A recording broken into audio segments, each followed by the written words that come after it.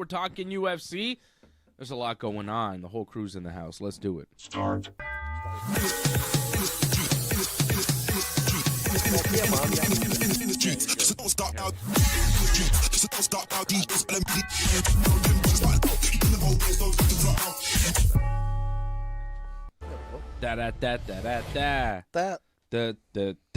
We're all here. Freddie is here. AJ is here with me in studio. What's up? And Freddie is back. Freddie! Past Freddie! Yeah, good to see Fred. What's up? There he is. Uncle Ben didn't want to stick around. He took off. Yeah, but Or else it would have been a foursome here. that would have been a wild party. I don't know if the Ringside Report Network can handle that type of action. Sausage fest. I don't know why you have to take it there. We're going to watch UFC 328. We've got the pay-per-view. At least it's still a pay-per-view in Canada. I know it's on Paramount or something. It's Paramount in the States? Paramount, man. Yeah. Making a lot of money. Yeah. King Bobby Green about to take on Jeremy Stevens in the opening bout on the main card. Then we got Sean Brady and Joaquin Buckley. There was a lot of weird line movement on this fight. I don't know if you heard about this. On Buckley? Yeah. No. What went down? Well, apparently Buckley opened as like the underdog. I think on Thursday when we previewed the fight, he was the underdog. Right. But I think the line has moved significantly where now Buckley is a minus 175 favorite currently. And people were saying, ooh, maybe this fight won't happen. Ooh, you know, that line movement is very suspicious to go from, I'm not sure how big of an underdog he was the other night. But he was a pretty big underdog. Like, he was a, plus 180, plus 200 type underdog on Thursday night when we previewed the fights. I mean, I took Sean anyways for the win. Well, I took Buckley. Yeah. And now I'm feeling more confident about this because the line keeps moving and has now made Buckley a favorite come fight night, which leads a lot of people to believe there's some shadiness going on. And the fight still, I believe, will take place tonight. I haven't heard that it got canceled. Yeah, did something happen at the press conference? Because there's something that had to happen for the market to change. Or an injury that got out. That could be. That sounds like what happened, which you can't really have. That type of line movement is very suspicious. So let's take a look at that fight real closely when it comes up here in about 30 minutes. And we'll see how it goes. But I have Buckley in my parlay, and you took Brady. We actually went completely opposite on every fight on the main card. Fred, you weren't able to join us on Thursday, but AJ and I both did 5-fight parlays. Actually, he did a 6, but I did a 5-fight main card parlay, and we picked opposite on every single one. Can you show it on Instagram? Of these fights. Yes, of course. I should have got Freddie's picks, but the card was already done. Here you are, my friend. There it is on Instagram, and these are Dave's picks. We'll get Fred's picks here in a minute. Dave's picks is a $20 parlay, $256.74 on Thursday night. Definitely different money return now that Buckley is a favorite as opposed to the underdog on Thursday. Right. But still, I got Khamzat, Van, King Green, Buckley, and Alexander Volkov. AJ had Pat Sabatini winning in the prelims, which did cash in. He also has King Green. Oh, King Green we agreed on beating Jeremy Stevens. But, AJ, you're going with Sean Strickland over Khamzat tonight in a big upset. You're going with Tatsuro Taira over Joshua Van, Waldo Cortes-Acosta over Alexander Volkov, and Sean Brady over Buckley. Yeah, Buckley. Well, look, I mean, the payout is good. If you look at it, it's $20 at Bet99 to pay you, what was it, 12, 13? Yeah, $1,213 for a $20 bet. It's a massive parlay. But it means that 2 titles will be changed. I mean, it's look, I have a lot of confidence in Strickland pulling this off. That's the big one. That's the big one. And if you look at what happened with the weigh-in, Khamzat, I mean, everybody was talking how bad he looked. Like, from Cormier to Rogan to you guys when you were sending it on Insta, Oh, Freddie's gone. I don't know what happened to Fred. Yeah, I wanted to get his picks, but he has to blow his honker. Yeah, I can hear it. Yeah. Somebody's got COVID. Fred, you okay? You sick? No, A little chicken bit, soup man. I there? just blew my nose. You heard it? Yeah. Yeah, I heard it. Sorry, I tried It's to like a go far, trumpet. man. I'm No, it's sorry. okay. I wanted to know I'll your go picks. further. I wanted to get your picks, Fred, for the fights. We just saw my picks and AJ's picks from Thursday night. What do you think here? We got King Green taking on Jeremy Stevens in the opener. Freddie or AJ and I both picked Green. What do you think? I'm going to go with Stevens, man. Ooh. I'm going to take a chance. He's coming in right now, bouncing up and down, man. Looks Little confident. Heathen. He's been bouncing around from the UFC to the PFL to the Bare Knuckle Boxing League, back to the UFC here for this fight. He's bouncing, all right. He's bouncing. How about the main events, Fred? What do you think? Khamzat or Strickland tonight? I mean, Khamzat should win, but he looked awful at the That's what I was saying. weigh-in, so I don't know, man. I don't really care, man. I just want a good fight. Yeah, I'm hoping for a good Sean fight Strickland. too, obviously. But I think you're right. Khamzat right now is a pretty big favorite to win. He was minus 800 on Thursday night, right? Right. I remember that number, Yeah. minus 800. Yeah. You know what the number is now on Khamzat? No. Minus 450.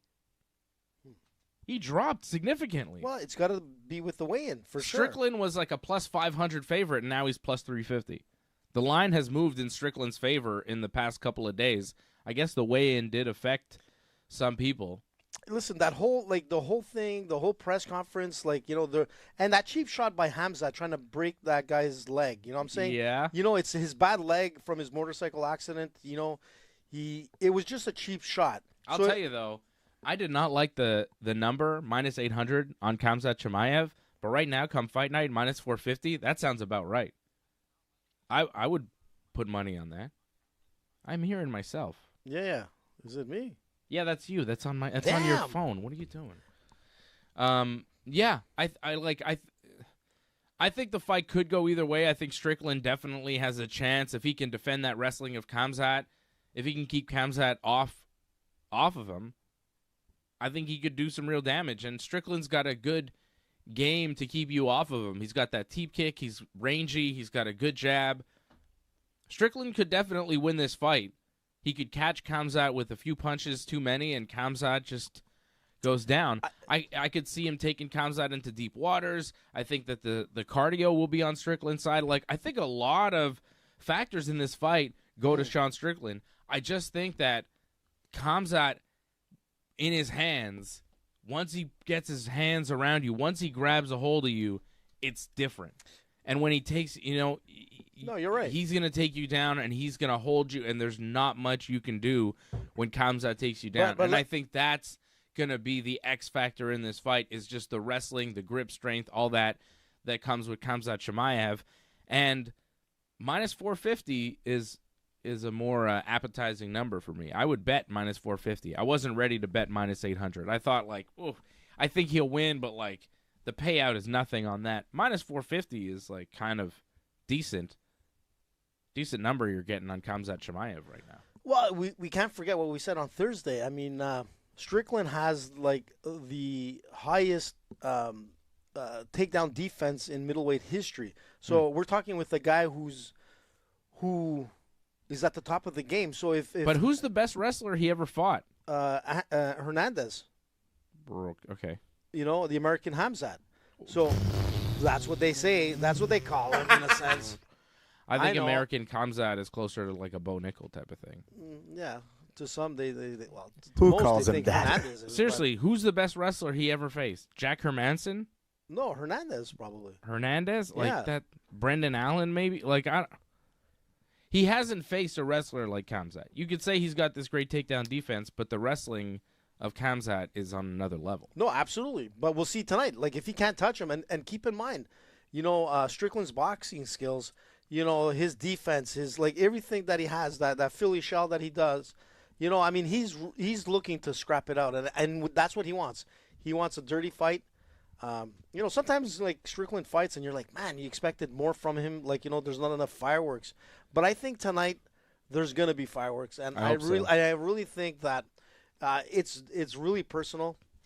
The whole conference was like pretty deep, and probably the craziest and I was hearing some stats where the amount of live viewers watching these guys surpassed like Khabib and Conor. It was insane.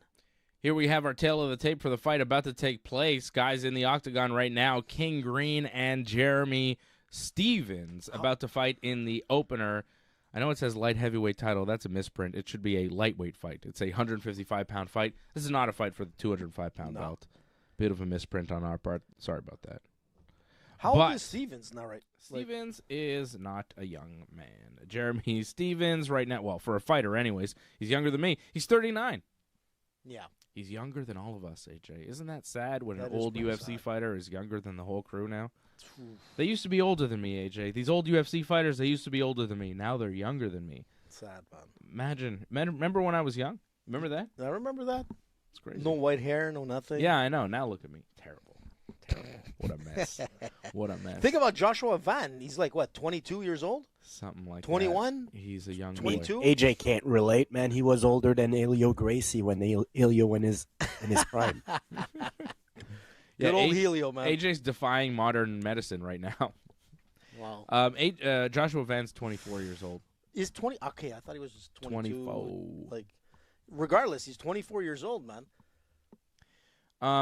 Fred, did you watch Backlash? A bit, man. Oh, I'm surprised. I thought you were going to say no.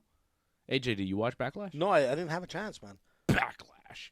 It was People were asking your show wasn't on last night because you were too busy partying. yeah, I wasn't on last night because it was my buddy Rosie Face's birthday party. How did he go, by the way? It was really fun. Rosie? I was there. Was he Rosie? By It the end of the night? was just like a small party. We watched the Canadians game and then hung out afterwards. Just the at Habs did so well, man. Yeah, Woo! they kicked ass. It was great. Rosie was there. Joey was there. Paulie was there. Megan was there. Rosie's wife. It was good. Wow. It's nice. Yeah, We- pizza. No, Rosie made like a roast beef Wow. and And potatoes, here we go. and it was unbelievable. Rosie is one of the best cooks I know. But officially banned on Ringside Report. Yeah, but he is such a great chef. He makes Yeah. so much great stuff. He's so good in the kitchen. It's crazy. But he could drink like a fish. Yeah, I had 3 drinks last night. That's it? 3. Wow. No, that for me that's tons. Fred, I had 3 drinks. 3 White Claws. What? Yeah, The they hell are were White pretty Claws? good. Fred, you ever have a White Claw?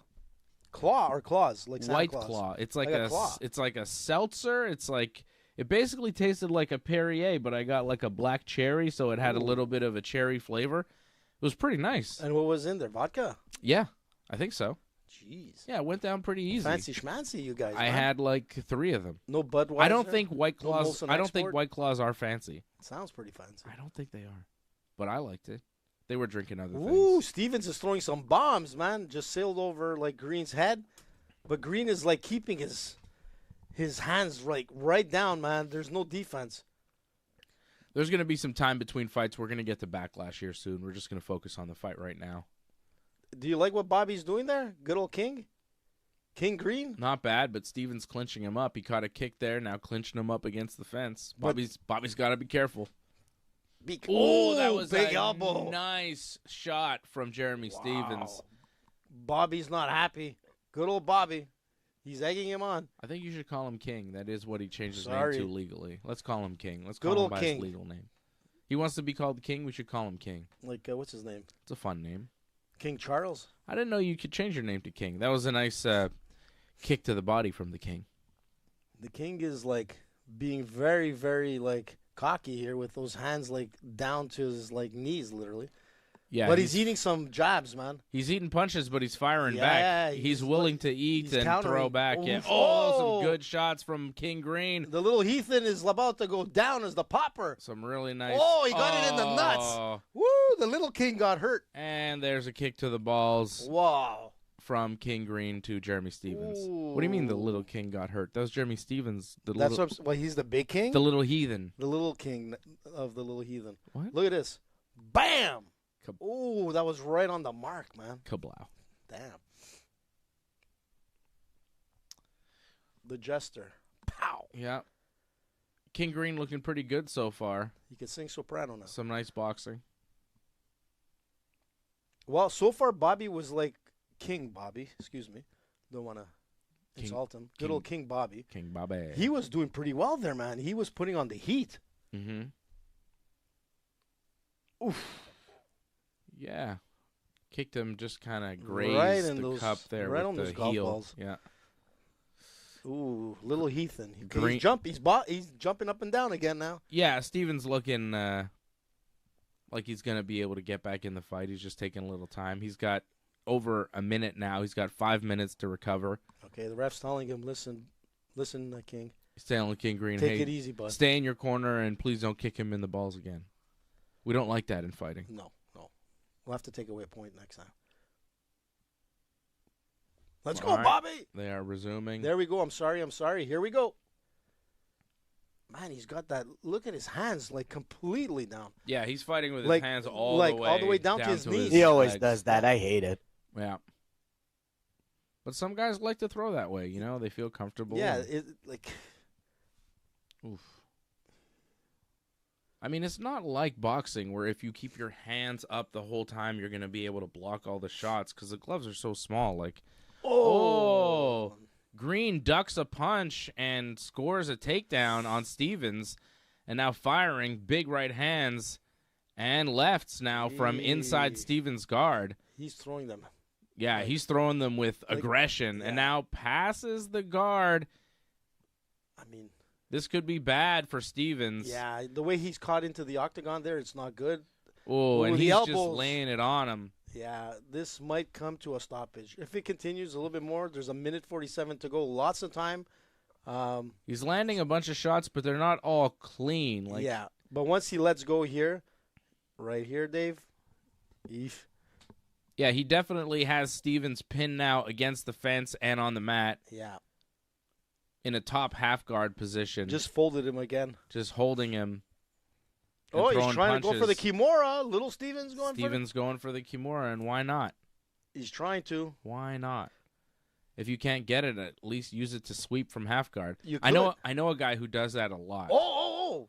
What the hell, man? That was. Fred, do you know that guy? Yeah, now he almost. At one almost point, it had looked it. a little dangerous. That Kimura. Oh, this is not looking Bobby, good. I was talking about Fred. Oh, Freddie. Fred loves the Kimura sweep from half guard. That's what he should have done. Fred is all half guard, this guy. Oh, here we go. He's such taking a his back. danger half guard. The He's king. got the back. The king Green's is gonna. got his back. It's He's got a gonna be rear over. naked I think choke. that's- It's yeah. It's gonna deep. be over. This should be He it. tapped There's out. the It's tap. all over. Wow. The king has executed the little heathen. Wow. First round submission, rear naked choke for the King Man, Green. he got in there deep. There was absolutely no defense from Steven. Yeah. Once he got that takedown, Stevens really had He kinda- nothing yeah, for him. It's almost like he gassed out. You know, you can see it. Yeah, Yeah. He looks pretty tired. Yeah. That was pretty rough. I'll give Green some credit, man. He looked good, man. Third win in a row, I think, for him. So Yeah, Very sharp. he was throwing some heavy shots. He was on the game. Boom. However, I mean, Jeremy Stevens has now lost 4, I think. 3 in a row. This is his fourth. And no, this will be 3 in a This will be row. third? Okay. But he has lost 1, 2, 3, 4, 5, 6, 7. 7 of his last 8 now. Oof, not looking good. You know, he's 39 years old. He's lost 7 of his last 8 and has now lost 3 in a row, including both fights that he has fought now since returning to the UFC after a stint in the PFL and BKFC. So Yeah. So he I'm not lost sure in the where he goes from PFL, and here. they still brought him back. what? Yeah, Like he didn't even win. Like he left the UFC, lost, and they still brought him back. yeah. He went to the PFL and went 1-2 in the PFL, and then they brought him back to the Okay. UFC for some reason. I guess they like him. I don't know. I mean, he does have a name. You know, you want to bring him back. Yeah, he has a Feed name. him to like. He is the younger ones. he is a known fighter. Feed him to the younger ones. Well, not King Bobby. Green is not a I'm younger just one. saying, like. This was a weird fight. I was like, why are they doing a 39-year-old against a 36-year-old here? I guess they're just being fair to both guys, trying to give Yeah, them a more or fight less. that they can both win, which I like. I like even matchmaking. that- I don't like it when it's like a 39-year-old against a 29-year-old, and you go, "Wow, is this really fair?" This is good, right? Is that the original matchup? He's or- taking off his I think gloves. so. It looks like Steven is retiring here, guys. I'm pretty sure this was always the fight. Green and Stevens. See this, Dave? Stevens missed weight. Did he? Yeah. Well, he's taking off his gloves here. Yeah. It He's looks taking like off his shorts, too. Take it easy. Whoa, take it easy there, Steve. Yeah, Stevens taking off his gloves. Looks like he's going to retire after Yeah, this fight. which makes sense. Yeah, I mean, how many fights do you want to lose in a row? Yeah. Great career. Made a lot of money, I'm sure. Yeah, good career. Good career.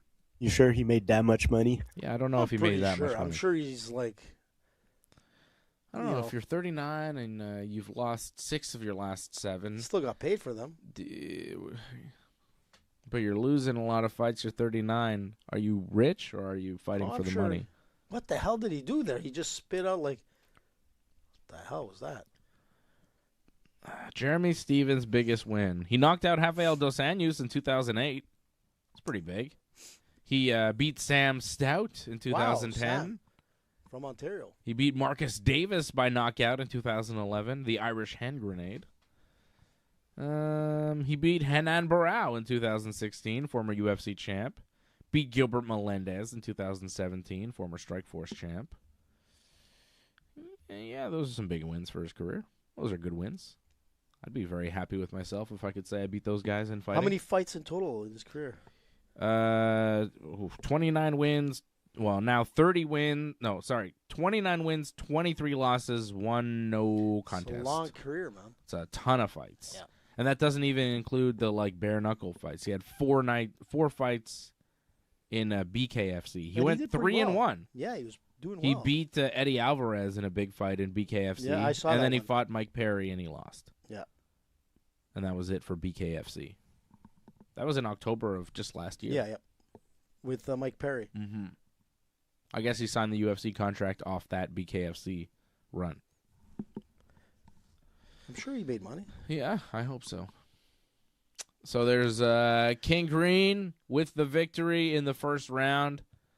And I could tell you some other fights that happened tonight on the prelims. Atiba Gauthier continues his ascent as a rising prospect at 185 pounds. He knocks out Osman Diaz in the second round. Yaroslav Amosov beat Joao Alvarez by submission with an arm triangle in the second round. As we see some of the UFC fighters that are in attendance in New Jersey, Bo Nickel, Dricus Duplessis. And this guy. Des Rocks, a musician. I don't know him. And George St. Pierre. Wow, Georgie's there. That's his wife next to him. Finally, they show his wife after 20 years. Cole Hauser, Dutton Ranch. I don't know what that means. Is he an actor? Paramount Plus. They're promoting some TV show or a movie? Yeah. I don't know. I don't know, man. Was that Action Bronson?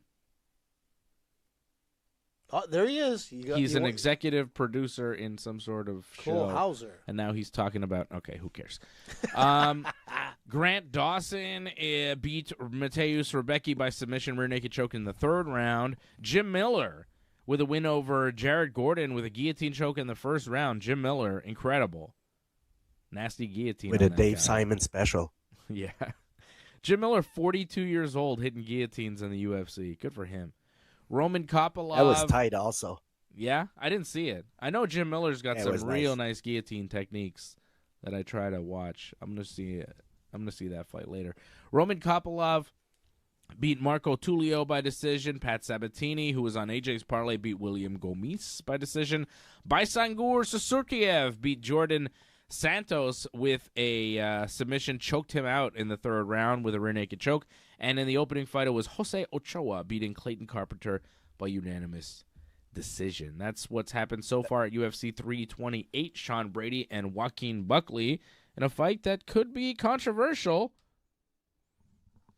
when it's over, right? Because the line movement that we talked about here, where Buckley was an underdog the other night, and now he's coming in as the favorite. And there we're seeing here the odds on our tail of the tape. Buckley plus 145, Brady minus 170. Those are the odds from Thursday night. And I can give you the odds right now for this fight,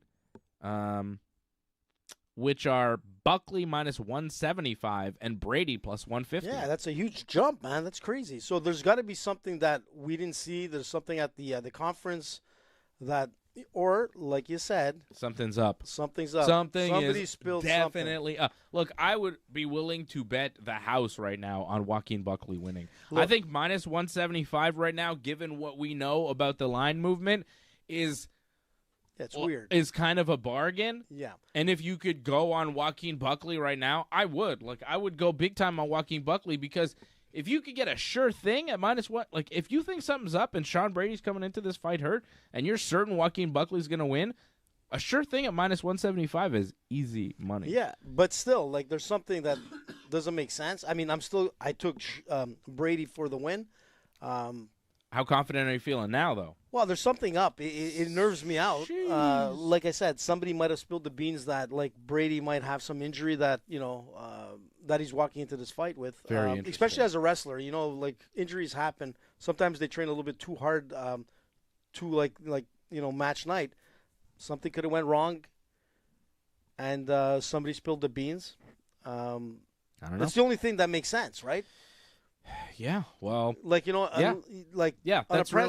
that's the only conclusion I can come to, is that there is an injury on Sean Brady's side. It leaked from his camp over the past couple of days, and now the line is moving because people are putting tons of money on Buckley. Look, the line moved a bit with Khamzat with the weigh-in, and he didn't look great. So it moved. That's kind of understandable. But even then, going from minus 800 to minus 450 in 2 days is a little weird too. Yeah, somebody got something that is makes me think Sean Strickland has a really good shot tonight.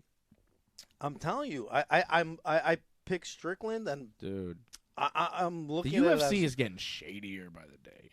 You think so? I don't know. The more fights I watch, and the more I watch the lines move around, ever since that shady stuff with the fights that were a little back in weird. The days. Yeah. Well, like a couple of years ago, there, it's like the more I see it, and then you see the big line movements, and then those people wind up winning the fights, and you go, well, what happened there? And then nothing happens. There was a fight. Remember, there was like a women's fight like a few months ago on a prelim where I was like, she went from like minus 300 to minus 800. And I was like, that was weird. Yeah, you should probably bet on her, and then she won. Yeah, that's right. I was like, oh. Yeah, that was another. I was one. like, right. you should. Not only did I say you should probably bet on her, but I said you should probably bet on her, and something's probably up with that fight, and it'll get pulled. Not only did it not get pulled, but the girl who wound up being a huge favorite come fight night did win. Right. But it moved from like minus 3 to minus 8, which is which unusual. Was weird. Yeah. Unusual. Well, we'll see tonight, man. I've got Joaquin Buckley. I mean, this is a crazy night. Like I said, like not only because of like the fluctuation in odds, but also like the fight itself between Strickland and Khamzat. Yeah, who knows? The chaos. That's going to be chaos. And like I said on Thursday, they need some pretty heavy security presence, which they did at the press conference. As you saw, like it was the first time you see a police officer up on stage. I won't lie, man. All this thing with the UFC, man, is not giving me a good taste, man. I don't like it, man. Whether it's Strickland and Khamzat just insulting themselves, or that other guy Hawkett that's just like ultra cringe. Like, I don't know, man. UFC, come on, man. Let's get back on track. Did you see him go nuts and then Topuria like freak out on him? I know, it's ridiculous. Like, cringe is the nicest word I could use to describe it, man, because I would use another one, but we might get banned. But, Freddie, you know what? The craziest part of it all is that the more cringe, the more views. And that's what I'm saying. The number of live views has surpassed, like, Khabib Conor, man. Like, and then it's not even a Khabib Conor fight. I won't lie. Think about it. I hate it. I know. But, like, again, you know who I'll blame, man? I'll blame fucking... I'm going to be careful. I was going to use a word to describe him, but I'm going to blame Conor McGregor and to me it all started with that fucking Floyd Mayweather boxing fight where these two, like, it wasn't even a boxing match. It was just like trash talk that was around the boxing. Like the actual event of McGregor and Floyd was the trash talk, and people just like try to replicate that model to get known, and I hate it. Yeah, and the problem is that it kind of works. I mean, you're talking about hockey, But and it you're talking shouldn't, man. I know. It was cringe. Even when Connor and Floyd were doing it, it was cringe back then. I remember I didn't like it. But Chael did it first, and what he was saying Chael did was it good, though. yeah, but he said some pretty inflammatory things about Anderson Silva and the Brazilian people and the Nogueira brothers. He said some, but I mean, he had things some that crossed flair the line. to it. He had some. Yeah, he did cross the line. Definitely crossed the line. But he had like some flair to it. Like he was funny in a way or whatever. Whereas I don't find Josh Hockett at all funny. And if I go back to Conor McGregor, I just thought he was like a very like a cartoon not respectful. character. Like I don't know what the word to describe, but it's not, to me. It's not great trash talk. It's just like Bush League. No, Connor was fun. Connor was entertaining. Well, that's what I was trying to say. He's more like a better cartoon. than this Josh Hockett guy. This Josh Hockett guy is awful. I don't know what he's doing, but who knows? They seem to be inducting Chris Weidman into the UFC Hall of Fame right now. Well, they're like announcing. Yeah. They're doing a Chris Weidman video package and talking about Weidman and how great he was. And he was great in his time. He beat Anderson Silva. Yep. And that's going to be his claim to fame forever. He was the guy that stopped the reign of the greatest ever, Anderson Silva. Not only beat him, he broke his leg. I mean, he beat him twice. Yeah, exactly. Knocked him out and then broke his leg. Yeah. Okay, WWE Backlash happened tonight too, guys, and I do want to talk about that. Braun Breaker beat Seth Rollins in the opener. Yeah, I have thoughts on that match. It was actually not bad. Trick Williams beat Sami Zayn to retain the United States Championship. Danhausen and Minniehausen beat The Miz and Kit Wilson. Disappointed there. Io Sky beat Asuka in an emotional matchup. And Roman Reigns in the main event beat his little cousin, Jacob Fatu. After Jacob hit the exposed turnbuckle and then took a spear from the tribal chief Roman Reigns. 1, 2, 3, middle of the ring. Roman wins and retains the World Heavyweight Championship. The match was okay. The event overall was really uneventful. They just didn't do much. Not much happened. I would say that my match of the night would be Io Sky and Asuka. I think that match was the most eventful match. It seems like Asuka may be retiring or at least leaving the WWE. She was very emotional after the match with Kyrie. You never see Asuka show that type of emotion. She was crying. She hugged and kissed Kyrie after the match. They had this post-match celebration that passed pro wrestling and turned into real life. What'd you say? You said Kyrie, but she's not in WWE no more. Io and Asuka. It's because the fans were chanting, "We want Kyrie," because the fans have not forgot about Kyrie. But Asuka and Io, very emotional moment in the ring after the match. I thought their match delivered. I thought it was very good, and that was my match of the night. And that, to me, was the best thing that they did on the whole show. Tell you what, Dave, man, I'm not. I don't watch much wrestling these days. But if I had to pick my two favorite female performers, it would probably be Io Sky and Asuka. Like they deliver good matches in general, always, these two girls, and I love their style in their ring, man. They bring it. Yeah, I think Io might be the best in-ring wrestler that the WWE has, male or female. She's so good. She's an incredible athlete. Io Sky is my favorite. And Asuka has been one of my favorites for years and years. She is one of the greatest of all time, and if she is retiring, she could go in the Hall of Fame next year. She's like a first ballot Hall of Famer. Asuka is that good. So I thought that was really special. I see Lior in the chat. He says, should they give Jacob Fatu the championship? Excellent match versus Roman. I did think he delivered in that match against Roman. I thought it was pretty good. I thought they might give him the title. I mean, it depends, what they're doing with Roman. If he's sticking around, I think keeping the belt on Roman is not a bad idea. And having Roman lose a belt like 3 weeks to a month after winning it at WrestleMania, I don't think is the best move. I'm happy that Roman retained. I'm a little surprised because I thought, they might pull something with the Usos and maybe cost Roman the belt. They might pull some sort of angle to give this show some spice, but they didn't. Like, I thought they might have something How many times up their sleeve, Like, I thought they might have something for this show, and, going into it, looking at it, you go, well, there's not much they could really do unless they shock everybody and take the belt off Roman and put it on Jacob, which wouldn't be a bad move. I thought they were maybe going to do it. The fact that they didn't made the show kind of flat. Didn't really give you much to talk about afterwards. Like, not a lot of news came out of this show because they just didn't do much. The champions retained, no titles changed hands, and everything's still kind of the same after Backlash. Nothing's really different in the WWE. After the major event after WrestleMania, I think will often probably feel like that. Like, how often is there a major title change at the event after WrestleMania?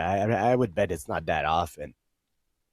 Like, this is more of a transition event to get you to the summer. Yeah, but it's still like a big event, and usually on one of these big events, they give you something. They gave us really nothing. This was like a 5.5 on 10 show for me. Ooh, that's bad. Yeah, I mean, I'm not that big on Braun Breaker, by the way. You said that first match. It was a good match. Yeah. But, I don't know. I'm not... Little shaky, though. Like, other than his spear, man, what does he really bring, man? Spear. At some point, man, it's too much spear. Yeah, he kind of just does his finisher over and over again. He spams his finishers, and it's like, all right, well, what else do you do? And there was one move that he completely botched with Seth Rollins. They just kind of fell on top of each other.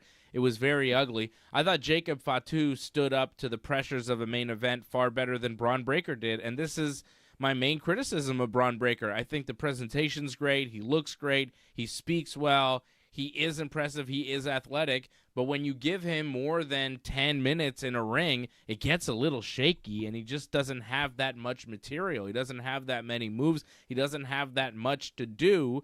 And I said that after his match for the title against CM Punk, where he was a little exposed as not quite ready for the main event. And we saw it here with Seth Rollins. He wrestled like a 20-minute match, and it was a little shaky. And I like Braun Breaker. I do think he's the future of the WWE, but I don't think he's necessarily the present, and you don't want to rush him too much. And he is green, and you do need to season him and get him better. And the best way to do that is have him wrestle guys like CM Punk and Seth Rollins in 20-minute matches so that in 3 to 5 years, he'll be able to carry those 20-minute matches, and he'll have more of an idea on what to do if he does all the things correctly, which I think he will. Like, I think he will get there, and I think tonight was another learning process for Braun, but it did kind of expose him as not being quite ready for the main event because there just wasn't much there. I want to see more from Braun Breaker. He's got to practice, but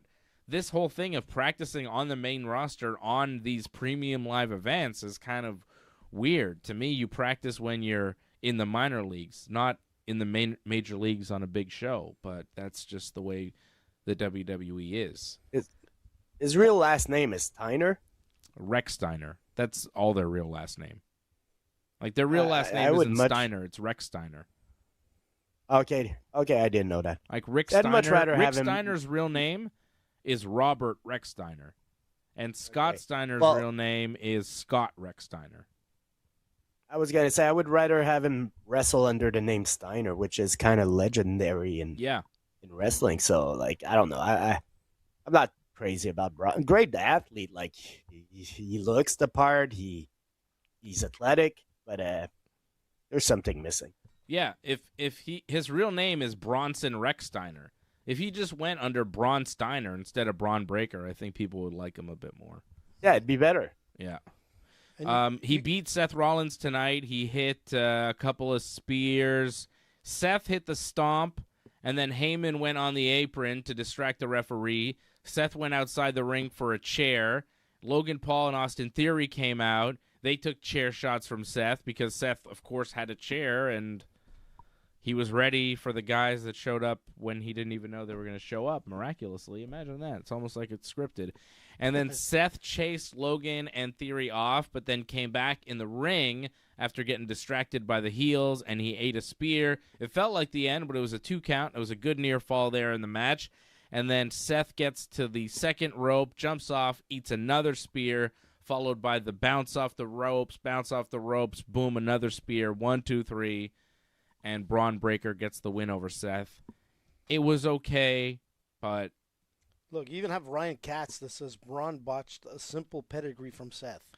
Oh, yeah, that pedigree where he went to do the spear awful. into the pedigree did not look good. Like, that's it. He's just not. But there was also another pedigree that didn't look good from Seth, I feel like. And that one, I think I blame more on Seth. There was another time he went for the pedigree that didn't look great.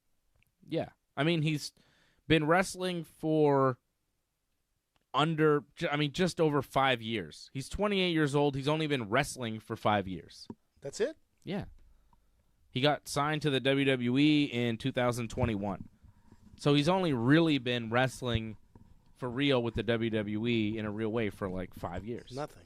No, less than 5 years, really. So give him time. I think he will be the future and one of the big future players of wrestling, but I think tonight proved once again that he's not quite ready. I think Jacob Fatu is ready for the big time. He delivered in that match with Roman Reigns. He's not falling behind. If anything, Roman Reigns has to catch up to him. I don't love the Tongan death grip being sold as like this death move. It's hard to buy. I don't really buy the Tongan death grip. Jacob attacked Roman after the match, hit him with the Tongan death grip, and everybody had to pull Jacob off, and they had refs, and Jacob even hit a referee with a Samoan drop. Jacob went nuts. Which, you know. I like Jacob that his matches look like intense. Like, you know, everything he does is high impact, things like that. So I kind of like Jacob. I'll be honest. Yeah. Like I said, I don't watch that much wrestling, but every time I see him, I'm impressed with him. I do like Jacob a lot. I think he showed that he is ready. I think promo-wise, he's not quite on the level of a lot of the top guys. I wouldn't have minded, though, if they gave him a run with the belt here. Like I see Ryan in the chat saying Roman's supposed to be gone for all of June, and that was the word we were getting over the past week, that Roman was going to be taking some time off in June. And I thought, well, why not give Jacob the belt for a couple of months and maybe switch it back to Roman when Roman comes back? But not the plan, evidently. Not the plan. They got to keep Roman strong. Io Sky beating Asuka I thought was really good. Trick Williams beating Sami Zayn I thought was just pointless to have. I didn't even see that gingerbread funeral. I heard about it. I don't know if I want to watch it. I heard it was very bad. And I think a big disappointment was Danhausen's tag team partner. You advertised Danhausen and a mystery partner versus The Miz and Kit Wilson. A lot of people were saying it was going to be CM Punk. A lot of people were saying it was going to be Jelly Roll. No one was saying it was going to be a little person dressed as Danhausen called Minihausen, a little person wrestler who came out with Danhausen, and people thought, well, this is a joke. Surely some other wrestler will come out, and he will be Danhausen's partner. Nope. It was the little person, Minihausen, wrestling with Danhausen, and guess what? They beat The Miz and Kit Wilson. They actually won. It was absurd. And it was, like, if they had advertised Minihausen and Danhausen versus Miz and Kit Wilson, I would have been fine with it. But the fact that you advertise a mystery partner and you build it up as some big thing, and then when you actually deliver on it, it's Minihausen. Mini-me. Very disappointing, and it really hurts Danhausen. And it wasn't funny when they put the Minihausen in the box, the cloning machine, and then a bunch of Minihausens came out and attacked Kit Wilson. Like, it was an old bit. It was mildly amusing, but at that point I'm just like, this Minihausen thing is not working for me. And you know it's working for, like, Bruce Pritchard and Triple H. They're rolling over in the back laughing, and no one else is. Look how small he is. It's like, dude, it's not that funny. Danhausen, Minihausen got hit with the skull-crushing finale, but Danhausen stopped the count. Then Miz, oh yeah, this was really bad. Miz hit himself with the fire extinguisher. Like, he did that cartoon bit where it's like, it's not working, let me see what's wrong. And then he pushes it, and it blows up in his face. It was What? like so dumb. That's and he dumb. not only blew it up in his face, and then he like pointed it at his tag team partner, Kit Wilson, to make sure Kit Wilson also got sprayed in the face with the fire extinguisher. It was so cheesy. Yeah, that's cheesy. And then Danhausen hit a big boot to the face on the Miz to Bad get the script win. there, man. Danhausen and Minihausen beat Miz and Kit Wilson. It was a real low point, and I love Kit Wilson, I love Danhausen, but what they're doing with them was not good. Not good. Well, here we go. We're gonna start with the Buckley fight. We got another fight. Buckley and Brady. Man, Buckley's chest looks weird, eh? I don't know. Where's my thing? Where's your thing? I don't know. I don't see the. Here we go. Where's my clock? And here we go. There we go. Let's see if there was something that Is there was hidden. shadiness afoot? Is Buckley gonna win for sure? Like, is Brady hurt? Brady's moving pretty good. Right Yeah. now, So what the hell was all this money I don't going know. on Buckley? Well, maybe he has a broken hand. We don't know. Mm. You know, there's something because he's moving well. I was looking to see if his knee looks I'm trying to see something. It's hard to tell with those tats, man. Yeah, I don't know. You know, he's got Yeah, a lot because of his tattoos. left knee kind of Brady- looked weird, but I think it's the tats. Yeah, do you see the knee I'm talking about, Freddie? Oh yeah, his right knee does look weird, but maybe it's the tattoo. But it does look puffy, right? That's it what looks I- like it- swollen. The left It does one, look a yeah. little swollen to me. But he's not moving bad. No, that's Here it. he is shooting for a takedown. Brady, Buckley backs him off. It's more the left too, Dave. Like that knee. I think that's just how his legs look. Yeah, I don't know. I don't know, man. Yeah, his knee does look weird though, right? His right knee. But he's going for like the singles and the doubles. Like he seems to be the more aggressive fighter up to this point. I'm perplexed by this whole situation. Yeah, like I want to see what it's all about.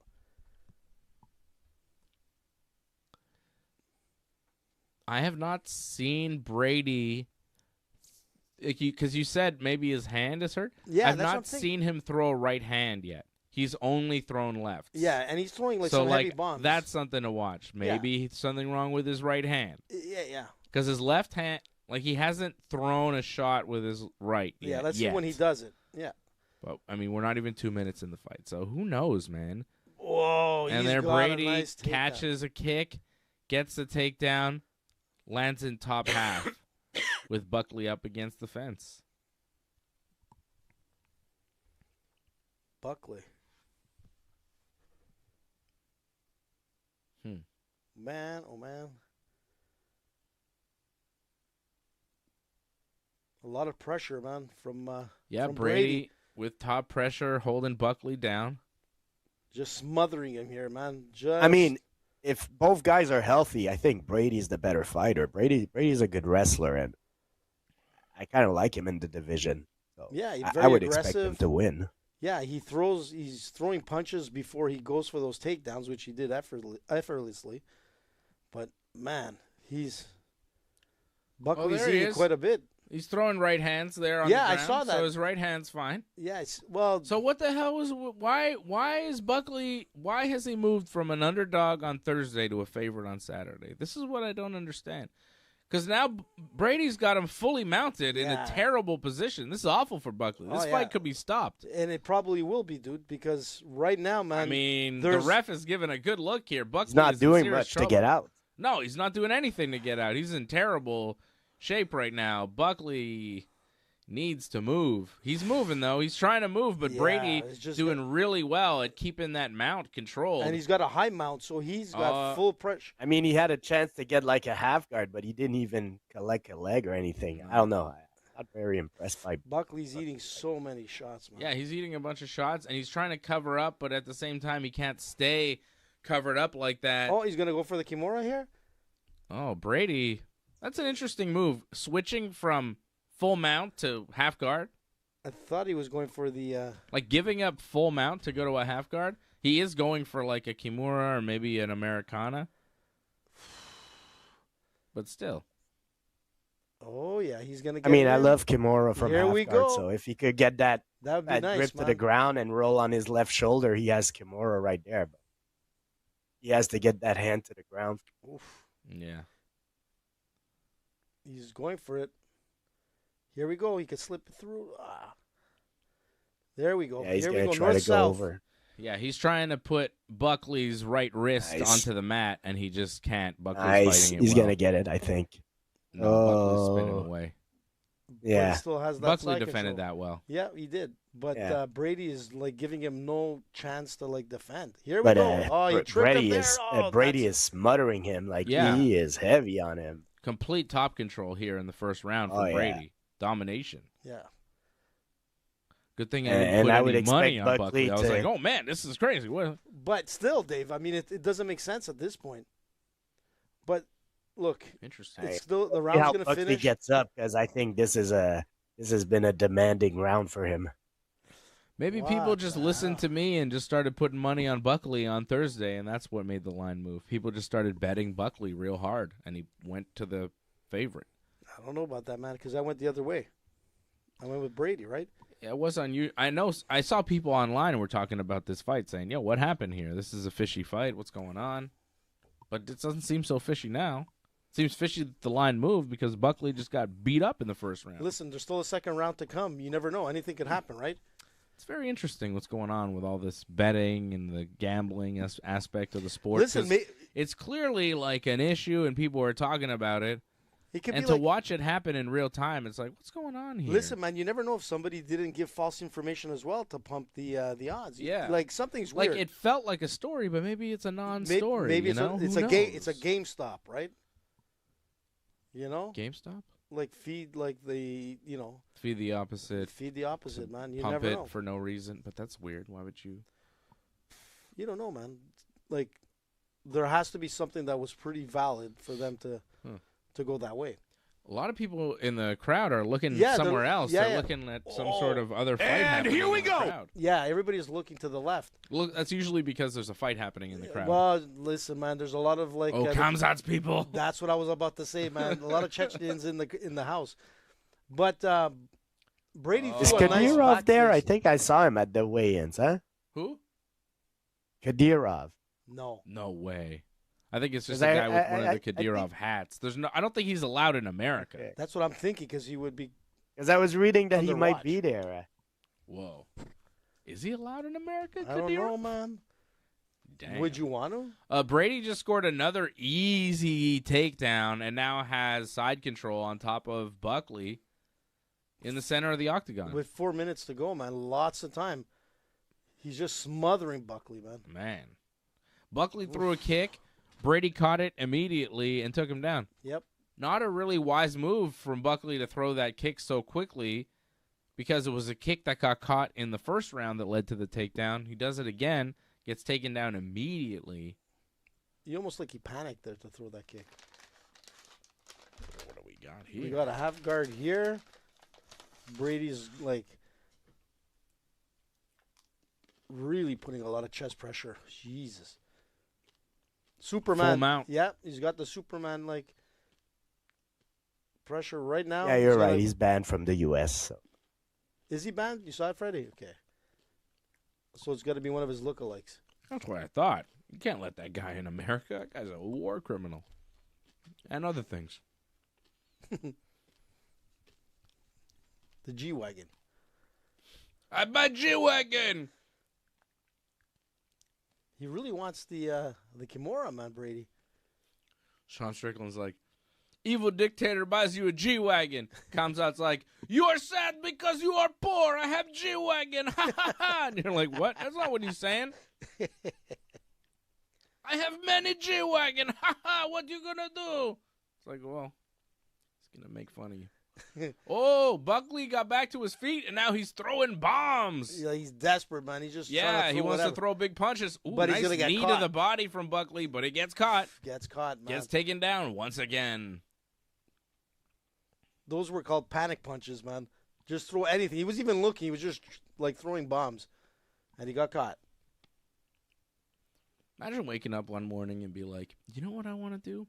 I want to get this big red devil face tattooed across my entire back. Just a huge face. I've never had that thought. Like from neck down to my tailbone. Yeah, I want my back entirely covered with one giant red evil devil face. Because I'm Sean Brady, and that's how I like it. Nothing small. Wow, and he's fully mounted Joaquin Buckley now throwing the punches to his head.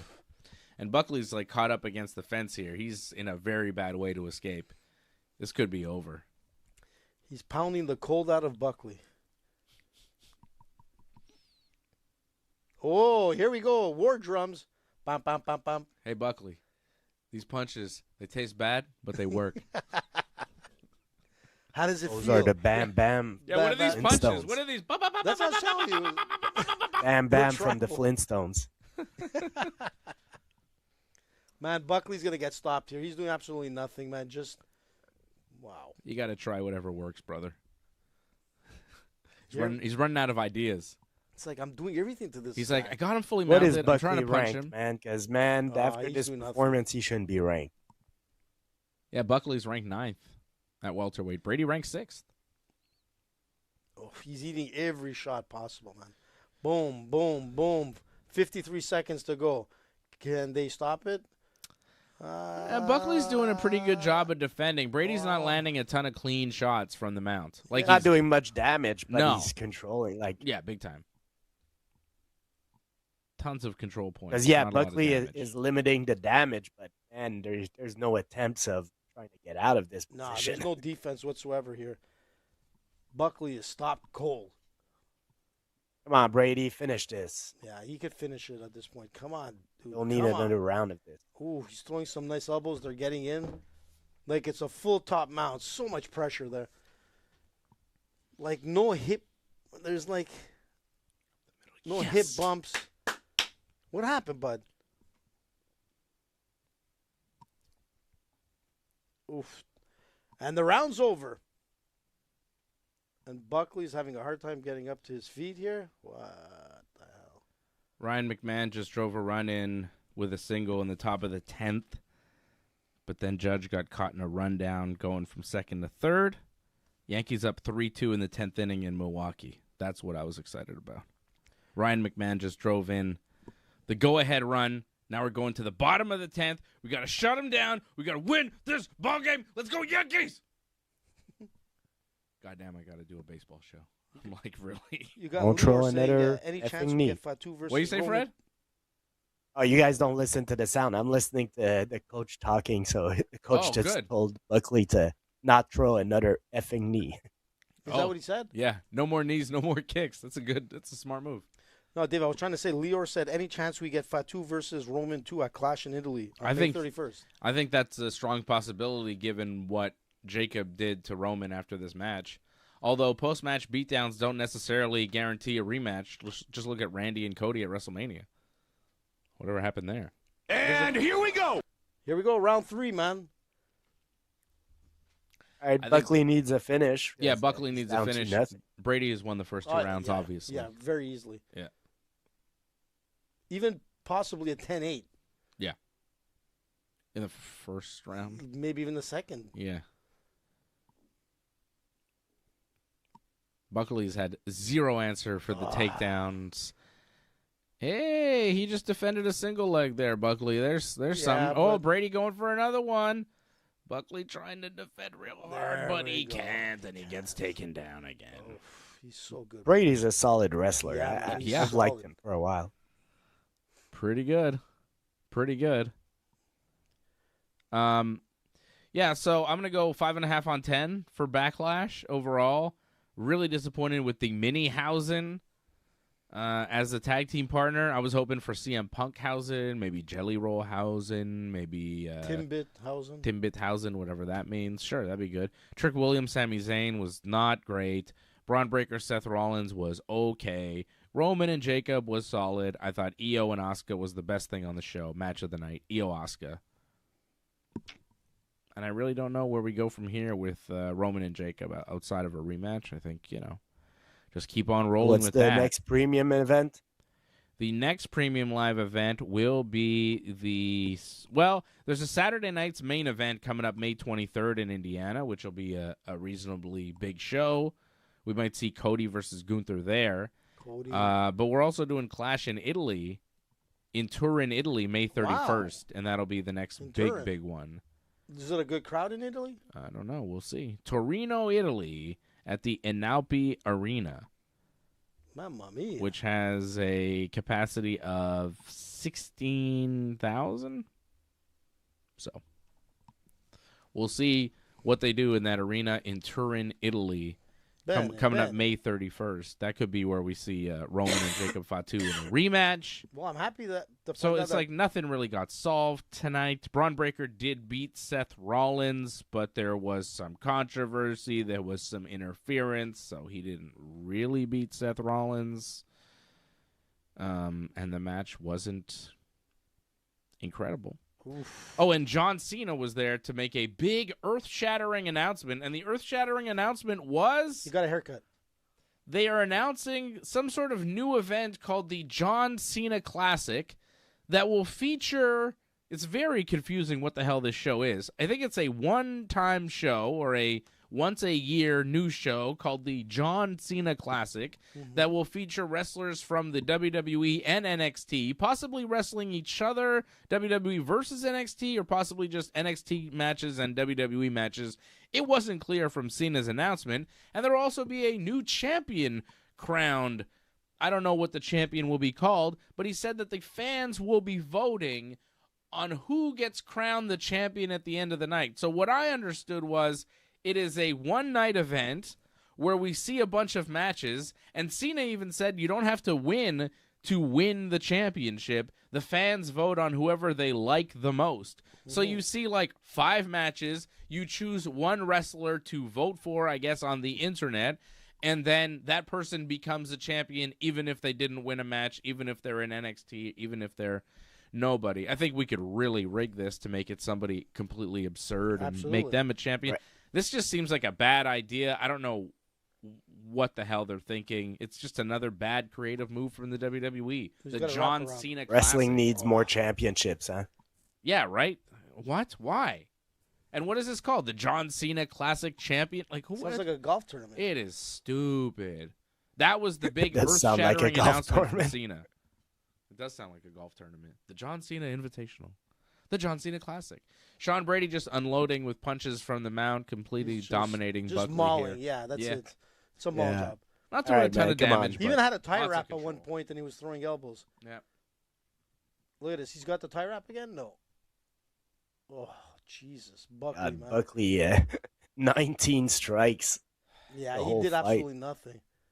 Look at this. My parlay is dead now, AJ. Dude, but AJ's parlay is AJ's still parlay running. is running. There you go, AJ. Still running. But the big ones are coming So who out. you have, AJ Volkov or that other guy? I got Waldo. Where's Waldo? I'm going with Volkov in that one, I think. Yeah, me too. But, man, Waldo's punching power, man, pretty impressive. Okay, so despite the weird line movement, despite all that stuff, Sean Brady looks like he's won himself a unanimous Well, decision. listen, unless the fix is really in and they go, decision wins Joaquin Buckley, which would be nuts. No, because technically, I'll be honest, it looks like it's been a 10-8 round all rounds. Yeah, Yeah, you know, it's like Every there's no way you can fix this. It's dominating him. Yeah, that's a dominant fight. Like, this is a 10-8, 10-8, 10-8. Should be Brady. Yeah. I mean, it's pretty clear. It's I'm really Brady. confused by what the hell all that you hear was. what Fred said? What was all that money on Buckley? Well, I don't understand. That's what I'm trying to say is somebody tried to throw like a loop off, man. It Bizarre. doesn't make sense. But like Fred said, there's 19 punches that were thrown by Buckley. Yeah. I even surprised that there was 19, Fred. I'll be honest. I thought there was a lot less. That's insane. Who is he talking to? He's talking to Dana. Hey, dear Dana, I want to be on the White House card. Please get me on. I don't know what Brady's doing. Do you want to share the tattoo? That is a pretty crazy tattoo. There's no doubt about it. Look at that. I'll be right back, man. Freddie! Fred will be right back. You should put, get the production team to put coming back soon. Back soon, Fred. Wow. Well, that was crazy. And tomorrow, 206, Mosley Jr. versus Boashuk on Paramount Plus. Zuffa Boxing. I don't care about Aren't those Zuffa guys boxing. making like millions from that fight? I don't know. I could care. I have zero care about Zuffa boxing. They haven't done anything that's interested me. 30-25, 30-25, 30-27, winner by unanimous decision, Sean Brady. Very clear. Yeah, so the odds were completely weird, skewed and false, man. Yeah, that was weird. It's a really good thing that I don't like have compulsive gambling habits. But, you know, it did like tilt the scale, man. Yeah. I want to see if he says anything that he was injured here.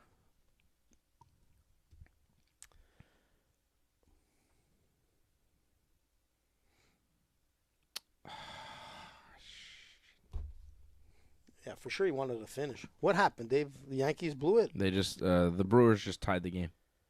It's 3-3 now, bottom 10. It's not good.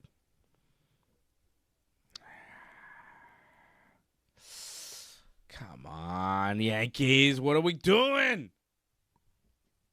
I'm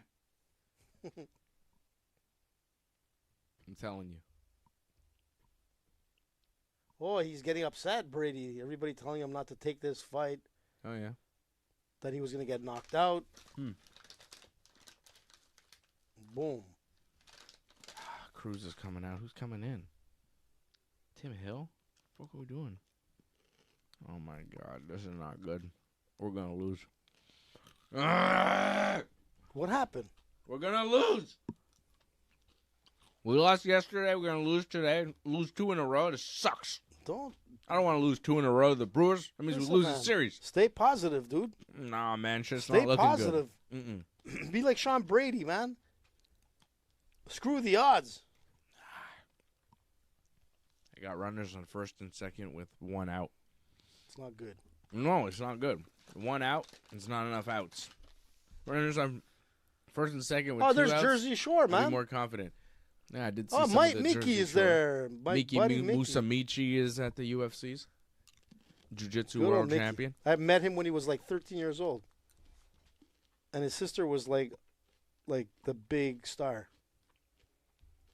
Mauricio Hoofy fighting at the White House next month. Here he is, Paulo with his new hair Costa.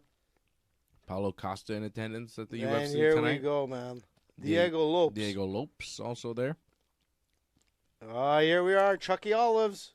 Chucky Oliveira sitting next to GSP's. Next to that girl just saying no, no, no. What's That's she GSP's say? wife. That girl there, why she's like shaking her head? I don't know. She's dancing to the That's music. the first time I've ever seen GSP like in the spotlight with his official now. Well, they didn't. They didn't announce They it. didn't say that it was his wife. No, but we know. Yeah. I mean, I've seen him and his wife at places before. Yeah, he hasn't been very. When GSP's walking around with a lady and the kids, you go, well, that's probably his wife and his kids. Well, right? a lot of people didn't even know he was married when he was. I mean, the kid looked like George? George and that lady combined. So you go, well, I'm going to put 2 and 2 together here. I don't want to jump to any conclusions, but I'm going to assume That's he's the dad, she's the mom, and they're together. Shaved heads? I've never seen him announce it publicly. He never or did. talk That's what I'm about saying. it, but he doesn't need to. Well, He'd rather talk about aliens and dinosaurs. True. That's fine with me. Good old George with the aliens. So if anybody doesn't know like what we're talking about, do a little research. George, Everybody knows about GSP and aliens. he was abducted. Yeah. That's what happened, AJ. He said he did. If you guys don't know what happened, GSP was abducted by aliens. Maybe, man. Maybe that's how he got all that crazy superpower. And we're not joking around, bud. Well, do you think human beings have been abducted by aliens? According to George St. Pierre, are you going to say no to George? Yes. I don't believe. You're like, Dave, I tell you, Dave, you know. Like I've heard all those stories. You know, I was abducted by alien, this and that. You know, you see those stories on the TV. And I was anally probed all the time. Everybody right. gets anally probed by aliens. I don't think that was aliens. I think that's a repressed memory that something else happened to you. No, seriously, I think something else probably happened to those people, and they're not sure what it is, and they think it was aliens, but like, who knows what it? But why I always like probed, man? I don't understand that part. I don't know, man. It's kind of weird. I don't know what happened. I woke up at Diddy's house. My butt hurt. I think I was abducted by aliens. No, you were abducted by Diddy. Okay, that's what happened. With a lot of baby oil. No. It was aliens. They were 3 feet high. Come on. No, that was Diddy on his knees, bud. But they were green. Diddy with his spotlight. Jesus. Oh, my God. Is Diddy out, by the way? Look what just happened in this Yankee game. I don't know why he threw to third. Didn't get an out. Oh, that's so crazy. The ball, runners on first and second. Hitter bounces the ball to the pitcher. Pitcher tries to get the force at third. Instead of getting the force at third, he misses the third baseman. Third baseman was not ready. You should have gone to first to get the Did he get him in second the face? out. He got him right in the head. The pitcher wings it right at third base, trying to get the force at third. Instead, hits the runner in the head going to third base. Dude, and now crazy. he's like down and very hurt. And the bases are loaded, and we didn't get an out. It's still 1 out. Bad move, man. That was a bad defensive move by Tim Hill. I would prefer you get the force at first because absolutely. that's an easy play. Then you have 2 outs with runners on second and third. But who cares? Because runners on second and third with 2 outs doesn't matter. You still get the force at first on a grounder, and you get out of the inning. Now, you got to make the play at home. Otherwise, you lose. If you don't make the play at home, if you don't make the force at home on a grounder here, you lose the ball game. Yeah, it was a bad move, man. Pitcher It was a screwed up. very bad move. And the ball was hit on the first base side of the field. Yeah, Why the hell are you throwing to third base, Tim Hill? Yeah, that was wrong. That's totally the wrong move. You throw to first. That was a Throw very to first, get the easy out. Then you have 2 Exactly. down, runners on second and third. You get the third out. You're out of the inning. You go to the Boom. 11th. You try again. Now you got to get the force at home. You got 1 out. You got 1 out. You get the force at home. You still have 2 outs. You got to get the force at home and then throw it to first. Hope you can do the double play. But that's not an easy double play. You got to hope for the double play in this Look, it was situation. right there on first, man. It was so easy. It was out. right to the first base That side, was an easy and he out. throws it to third. Yeah. Take him out of the game. Why? Take him out of the game, man. Is Fred back? Freddie. Poor Freddie's probably been hearing us this whole No, time. he's not back. What the hell's up with Freddie, man? I don't know. You have to go do something. He'll be back. Don't worry. I have He's confidence. got to practice. That some was jiu-jitsu. horrible baseball. And Yeah. look, see, this is why I say we're going to lose. We're going to lose. No, because Dave. now a sac fly wins the game. And here it is, sac fly, right field. Oh. Judge trying to gun it out at home. Will he get him? No. He will not. We lose. Wow, terrible. Yep, you called it, man. You get the force out at first. That pop out is a third out of the inning. Nobody scores it. We're still in this game. But no, they forced the win. It's not that you pitched poorly, Tim Hill. It's that you threw the ball to third and made a terrible error that cost us the fucking game. The fuck, man. Fuck. You have no idea how much that pisses me off because that's an error. I That's know, a I mistake agree with that you. cost us the game right there and cost us the series against the fucking Brewers. Fucking hell. I could tell you're a little upset there, bud. Well, but I love the Yankees so much, and I hate when they lose. Yeah, but that's especially when they beat themselves. Yeah, that was They a should bad way to not lose. have lost in that way. They beat themselves tonight. And that pisses me off. I don't like losing 2 games in a row. I don't like losing a series. And I especially don't like when we lose a game on poor defense and we beat ourselves with some dumb shit like that. I'm sure there's going to be That's a basic talking- baseball. Throw to first, dude. Why are you trying to throw across the diamond to third to try to get the force? Yeah, terrible, terrible. Unbelievable. When Tim Hill was coming in the game, what did I say? We're going to lose. And you were right. Shit. I was trying to pump you up with some, like, positiveness. Like, you know, it's never over till the fat lady sings. No, but you got to understand. I watch a lot. I watch. No, you were right, bud. I watch all the Yankees games. I When I know. say a lot, I don't mean a lot. I mean every single game that they've had this season and most of their spring training games I've watched. I know how this team operates. Same last year, same the year. I watch all the games, okay? I never miss a game. I know how they play. This game did not feel like a win. I mean, you know, I can see it myself. It was a terrible, terrible play, man. It was an easy first base out. He was right there. He could even lobbed it. You know what the good thing is, though, AJ? What? They lost to the Brewers and not the Red Sox. No. Well, I think the good thing is that the next series we play is against Baltimore, and they suck. And then we play the Mets, which is going to be great. We'll beat up on them, and that'll be fun next weekend, beat up on the Mets. That's always fun. But, no, the good part is we got another game tomorrow at 2:10 against the Brewers, and tomorrow's another game, and we could win. However, we had Max Fried on the mound yesterday. We had Cam Schlittler on the mound today. Those are our two best pitchers, and we did not win the games against the Milwaukee Brewers. That's a disappointment. That's not good. Not good, boys. Not good. Yankees. Where's Johnny? Fucking with me tonight. Where's Yeah, Johnny would be. Johnny's wrestling tonight. He's out in Sudbury wrestling. Oh, yeah, that's right. He went out to Sudbury. Yeah, he would be enjoying this, seeing me lose my shit over the Yankees blowing a game. Yeah, in about half an hour, 45 minutes, when his matches are done, he'll jump on just to remind you that the Yankees, unfortunately, blew it. Ryan Katz's giving Backlash a 6 on 10. I'm giving it a 5.5. Yeah, that's not great, man. Fred, from what you saw, what would you give it on 10? What, Backlash? Yeah. 6 sounds good. Yeah. Wow, low numbers, man. Freddie and I both going with Volkov minus 125, slight favorite. AJ going with Waldo Cortes-Acosta, who used to be a baseball player. He's from the Dominican, grew up playing baseball, as many Dominicans do, and he actually played some minor league ball in the Cincinnati Reds system. What? Yeah. Really? Yeah, he was not bad.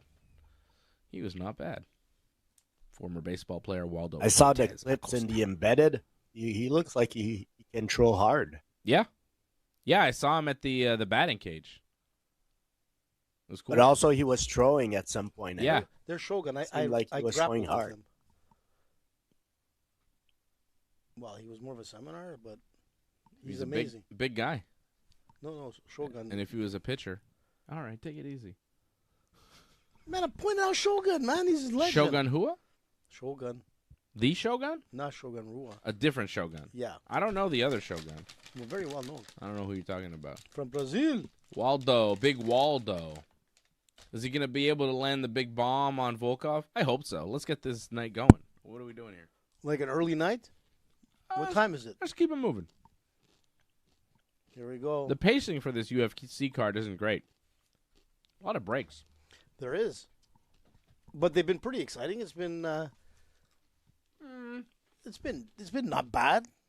The first fight was cool. King Green beating Stevens there quick, but that Brady Buckley fight, I mean, you know it what? was kind of over in the first round, and then it just kept going for 2 more.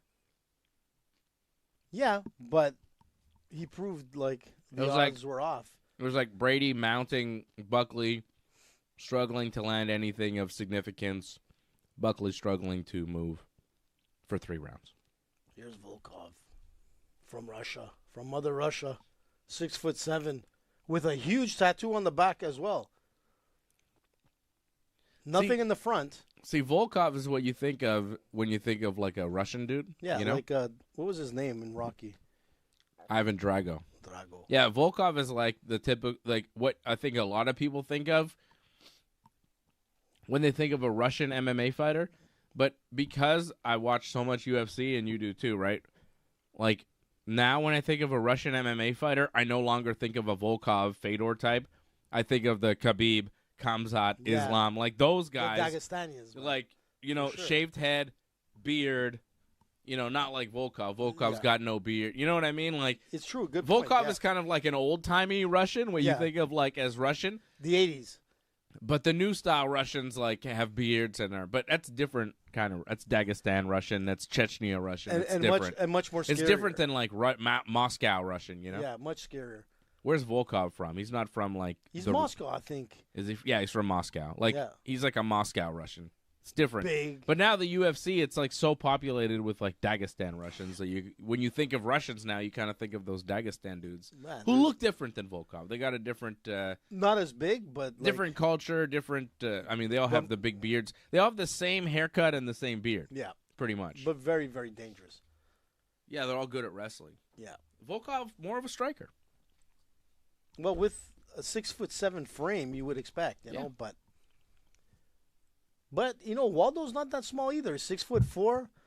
heavier in weight, 264 to 257 for Volkov. But the reach, I thought it would be bigger for Volkov, but it's only a 2-inch reach difference. 80 inches for Volkov, 78 for Waldo. I thought he had a longer reach, but see, Waldo's dangerous, dude. I don't mean to stick on the look of Volkov or anything, but, it's not often you see a 6'7" Russian with blonde cornrows. True. He's got braids in his I always hair. think of, like, Drago with the spikes. Because he's got the long hair, but he's but got that it military cut. But he's got it, braided up. Yeah. Like braids. Like the Californian Kid. Yeah, kind of like a Uriah Faber or like a Ronda Rousey type of look. But Volkov is rocking. Or some hotel So stay next at a week is the resort big in- Ronda event. Everybody's hype. I don't hear a lot of people talking Is about that it. next week? Yeah, the 16th, no? Oh. Yeah, I'm going to be watching it. Are we watching it? Are we watching along it? Are we watching it along? It seems like a long night. I don't know if I want to do that. It seems like too much. Yeah, it could be. Everybody has Netflix. You guys can watch it on your own. I mean, we could talk about it like on Thursday, but Yeah, we will. But to do a watch along for look at Volkov, always smiling, like always with that big smile. Man, a lot of fights in his life. 39-11. From Mother Russia, from Moscow. That's 50 fights. This is a long career, man. But can he handle the punch from Waldo? I don't think so. Yeah. We'll see, man. I think the footwork and the technique of Volkov will keep him away from the big punches of Waldo. But I can't lie. I'd like to see Waldo rise a little bit. I'd like to see Waldo get a big win. Well, he's doing pretty well up to this point. Well, that's it, man. Like, he's been winning a lot of big fights. He's got a 3-fight win streak. We've kind of seen the rise of Volkov to a certain extent. I'd like to see how far Waldo can rise. Here we go. Ooh, fights. And here we go. That's right. Big Waldo. Man, Waldo looks just, I don't know, he's 6'4", but some angles he looks about the same height. Oof, big kicks by Volkov. That's the one thing. He's doing what he needs to do, take away that lead leg of Waldo, because when those shots come in, boy. He's a big guy, Cortes-Acosta. Yep. I bet you he's easy to find. Pretty much. You know? Like in a crowd? Yeah, I bet you when people see a crowd and they see him, nobody goes, "Where's Waldo?" No. Good point, Dave. Where's Waldo Cortes? Right there, bud. He's right there. there. He's easy to spot. I'll make it harder for you. I'll put him in a mountain. No, he's actually right there. I see him. Next to the Bigfoot. I wonder if people make "Where's Waldo" jokes to him. I mean, I would. Do they have "Where's Waldo" in the Dominican? It's probably got a different name. Where's Waldo? Because I know in French it's "Où est Charlie?" Where is Charlie? What? They call him Charlie. Right, Fred? Waldo is Charlie in French. You didn't know that? No, I didn't know that. It's a bit, Yeah, why isn't he Waldo? yeah, like, there's no Waldos in France. Why is his name Charlie in French and not Waldo? Is Charlie French for Waldo? Ben on, Dave. It's completely Is it different. Waldo, Charlie Cortes-Acosta? Fred, you got to help me out here. Why is it In Spanish, it's "Donde está Wally?" Wally? Like our good friend Wally in Ireland. Donde está Wally? It's not even Waldo. So is Waldo just in English? Fred's doing the research. for us. Yeah. I wonder if Waldo is just an English, or are the books, Also, why are you changing the name? There's no words in those books. You just got to find Waldo. It's so much easier. Why is it different names in different languages? Trouver Waldo. It's not that hard. Oh, Wally Waldo is- became Charlie mainly because the publishers wanted a name that sounded natural and memorable to French-speaking people. Okay. I guess Charlie. Où est Waldo? But why is he... Yeah, Sacre Waldo. bleu, où est Waldo? Yeah, Waldo is funny. And it's probably more like of a catch name than Charlie. Yeah, that's it. I don't understand. I never got that. And why is he Wally in Spanish? Why can't it be Waldo? Obviously, there's Spanish guys named Waldo. We're looking at one right now. Cortes-Acosta. Well. Well, I got a curveball for you. okay. He's not known as Waldo in the UK. He's known as Wally also in the UK. Oh, What? really? By the Spanish. Yeah, because the Wow. Spanish publishers mostly adopted the British version of the character instead of the American one. The original book were created in the UK where the character's name was Wally. Whoa. So why is he Waldo over here? Why did they change it to Waldo? So Wally is original. Waldo is like an offshoot that we do in the U.S. and Canada.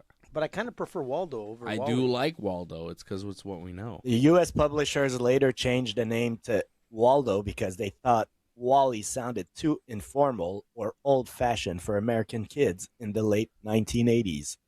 Other countries often kept the original British name instead. Wally sounded too old-fashioned, so they went with Waldo? Was Waldo a more common name in the 80s than Wally? The only Wally I know is Wally from Ireland. Yeah, but you gotta Other than figure, that, I've I never mean, heard that before. Only Waldo I know is the Waldo from Family Matters. Yeah, exactly. I mean, how many guys named Waldo have you ever met in real life? I've met 0 Waldos, at least 1 or 2 Wallys or Walters. I've only met one Wally, 0 Waldos, I've met a Walter. a few Charlies. You've met Walters and Wallys. You've never met a Waldo. I've never met a Waldo. This is what I'm saying. Why did we call it Waldo from Wally? Now I'm really wondering. Forget the Charlie thing. Now I'm starting to wonder now my whole Waldo Foundation has been shaken because I thought Waldo was original. Waldo is actually the offshoot of Wally. Ooh, nice punch And from Waldo's Waldo like- Cortez. And Yeah, Wally Waldo kind Cortez of is sounds like- good in French. Say Wally, où est Wally? Yeah, why isn't it Wally for everybody? It sounds very Arabic to me, if you ask Oh, me. Wally. Well, Wally in French. Charlie. Où est Charlie? Où est Charlie Brown?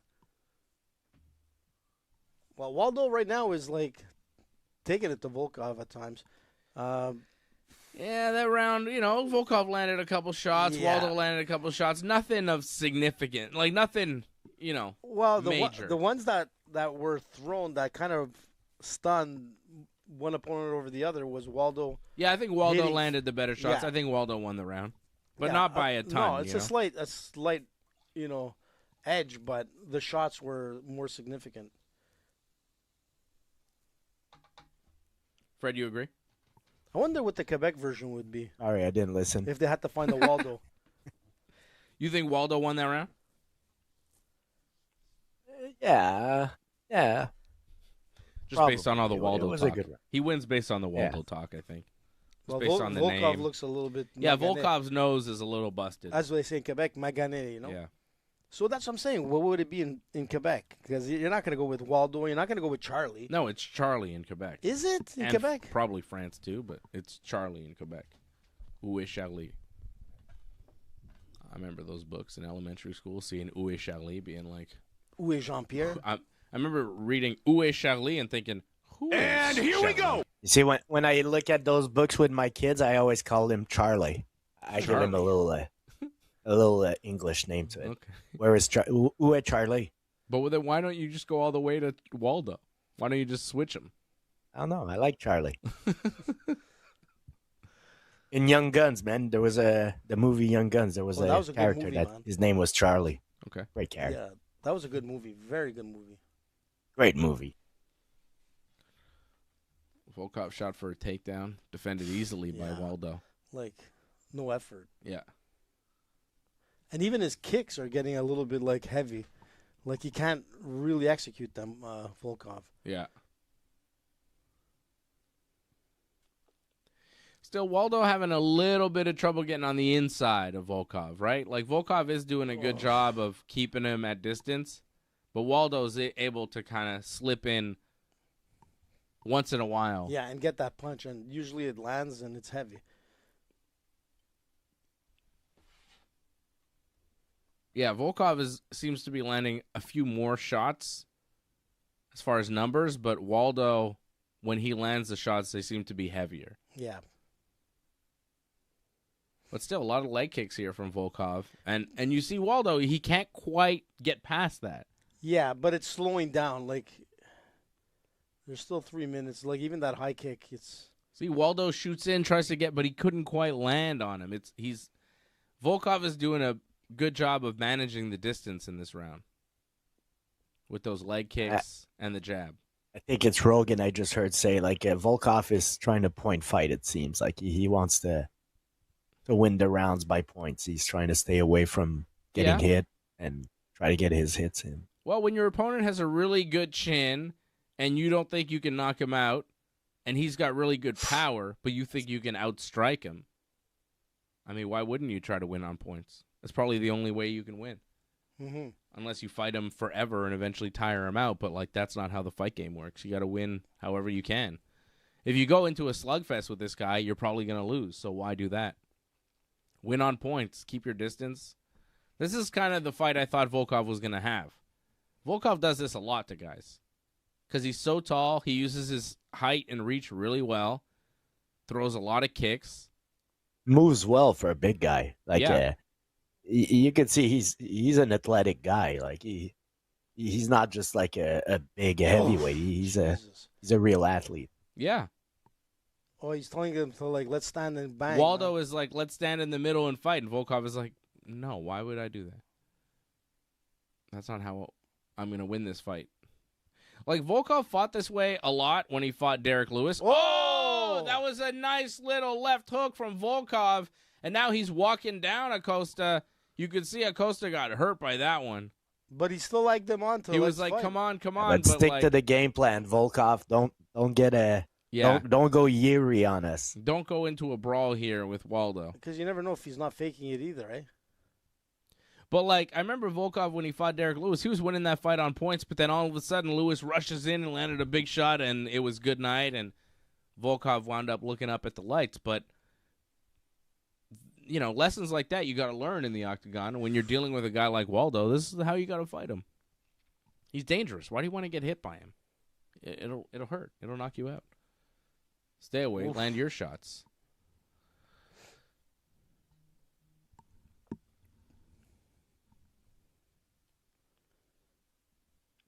Volkov's face a little busted up there, the nose. Big time. They're showing us significant strikes. Volkov 25, Cortes 17 in the first round. Second round, they're showing 21-21. That was a nice little head kick from Volkov. Yeah, he got him there. It shows you those stats are weird because to me this second round is really for Volkov. Like, Yeah. that first round was a little tighter. I thought Waldo won the first round, but they're showing us numbers-wise. Yeah. Volkov landed more, but I don't know what that means. The judges don't see those numbers. Because this second round is clearly Volkov to me. I don't see how you give it to I would say Acosta. so. Another body kick there from Volkov. Really doing a good job of using his range and not letting Acosta inside with those big power punches.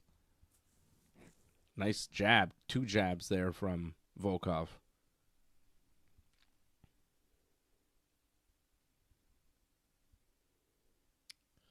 And that'll be the round. Should be a round for Volkov. I think it's 1-1. Yeah. We'll see. Angelo Contagonis, member of the team in the chat. Angelo supporting over at join.ringsidereport.net. DJ's there, too. Everybody's there. Be like Angelo. Angelo saying what's up to AJ. What's up, Angelo? I miss Angelo. I don't see him Everybody often. happy to see big AJ. DJ's there, man. Everybody's in the house.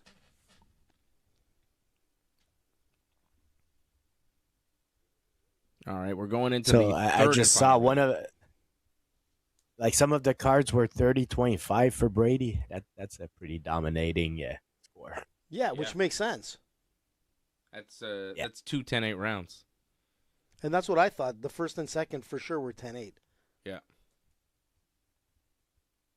I mean, even the third I thought was 10-8. Yeah, I wonder which You guys rounds. saw there was a confrontation in the stands between Acosta and Hockett. That's what I wish we were. Oh, looking really? at. Yeah, because we saw the crowd looking to the left. No, but that was that that happened in the prelims. But yeah, there's a video. It's nothing major, but they started arguing face to face during the prelims. Wow. And here we go. What you talking about? No one understands Hockett. Nobody, no. Here we go. Whoever dominates this round pretty much wins it. Yeah, I think this fight could go either way at this point. Did I lose you guys? No. I'm freezing. So Are you? Can you hear us? now I hear you, but for seriously a good 10, 15 seconds, I think it froze. Oh, that's weird. Everything seems solid on our end.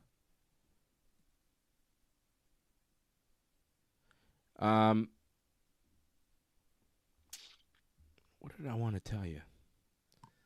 Oh, yeah, I have the scorecards here from that Brady Buckley fight, in case you were curious. It was the... So one judge scored at 30-27. All 3 rounds 10-9 for Brady. Another judge, Sal D'Amato, scored round 1 10-9, round 2 and 3 10-8. Poked him in the eye. Was that an eye poke? It was an eye poke, guys. Volkov got poked. Yeah. Who got poked? Volkov? Yeah. So you were saying, Dave? So 2 judges gave the last 2 rounds 10-8. And that was the 2 30-25 scorecards. So it was Brady 10-9 in the first. The judge that gave 30-27 should go back to judging school. Yeah, Dave Torelli. Some of those rounds. Some of those rounds were is the 10-8 judge. for sure. Oof, here they go. Eye poke man. didn't last long. They are No, back in Waldo- action. Yeah, and he came out heavy. Oh, Oh, this is anybody's fight.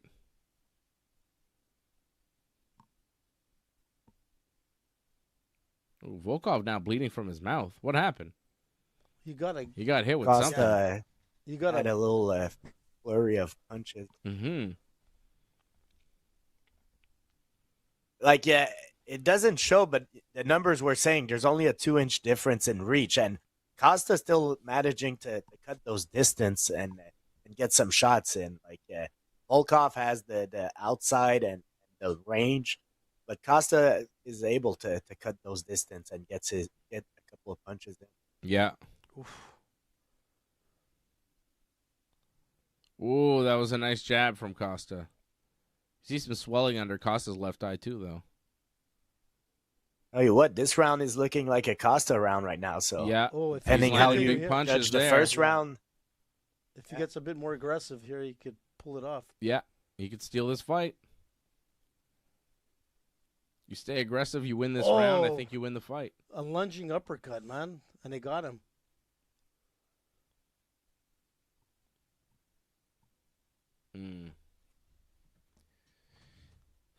Big Volk.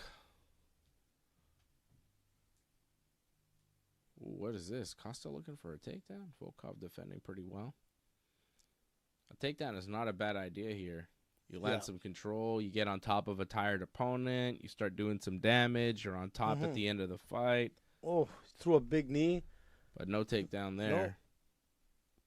They separate. And Waldo throws a knee to the body.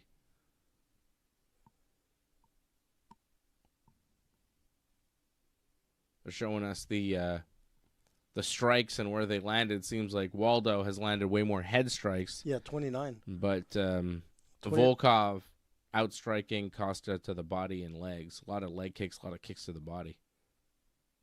But they don't seem to have done a lot of damage to Costa. Like, he just kind of keeps moving forward. He's got a bit of swelling, like he said, like under the left eye, but nothing I think major. that's from the jab. But Yeah. I mean, as far as the kicks, he's thrown a lot of leg kicks, and Waldo just keeps moving forward. Oh, His yeah. movement hasn't really been hindered. No, not at all.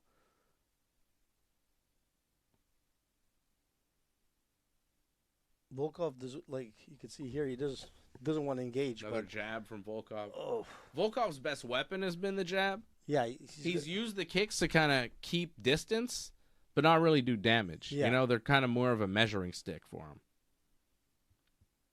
Ooh, that was a nice right hand over the top from Volkov. That cut open Acosta. You see his eye there? Mm-hmm. It was a good punch. It might not be enough, though. This is going to be a tough round to score. Well, the edge right now is definitely Costa, but we'll see. There's still 20 seconds to go. Yeah. Like, here we go. Oh, that was a nice left from Acosta. Now he wants to fight in the middle. Volkov's not so sure. Ties him up. Oh, Jesus. Oh, Acosta going for a flurry at the end And of the he's round. like backing up. It doesn't look good. You know what I'm saying? Yeah, Volkov's backing up, and Acosta's Oh, he's being just attacking aggressive, him. throwing bombs, trying to finish, but Yeah, not able to land, and the fight comes to an end. I don't know, Volkov. I don't think you should. I think Waldo probably won one round, the first and third. Yeah. Because right here he was lunging, he was throwing, he was aggressive, and Volkov was backing up, but and he doesn't. He looks like he's been in a fight. Yeah, the damage on Volkov's face much more significant than on Waldo.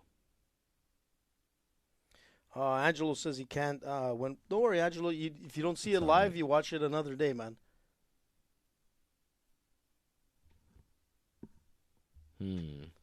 Because he works late. Yeah, that's okay. You don't have to watch live. We're always, You can watch us 24/7 anywhere in the world, man. Anytime, any place. So the Yankees fell out of sole possession of first place with the loss tonight. It's bullshit. And Angelo, if you're doing Uber, you just put a screen in the back of your cab, so like you get the people to watch as well. Maybe not appropriate. You don't think so? Sometimes. All right, let's see what the scores are for this fight. I wonder who won. Well, I'm thinking 1 and 3 went to Costa. I got a 29-28 Waldo. I like you keep calling him Costa. It's Acosta. It's true. Acosta. Excuse me. It's okay. Like it's not my Green, name. like Bobby that I said. It's King. The King. Yeah. I apologize. To who? To Acosta. Oh, okay.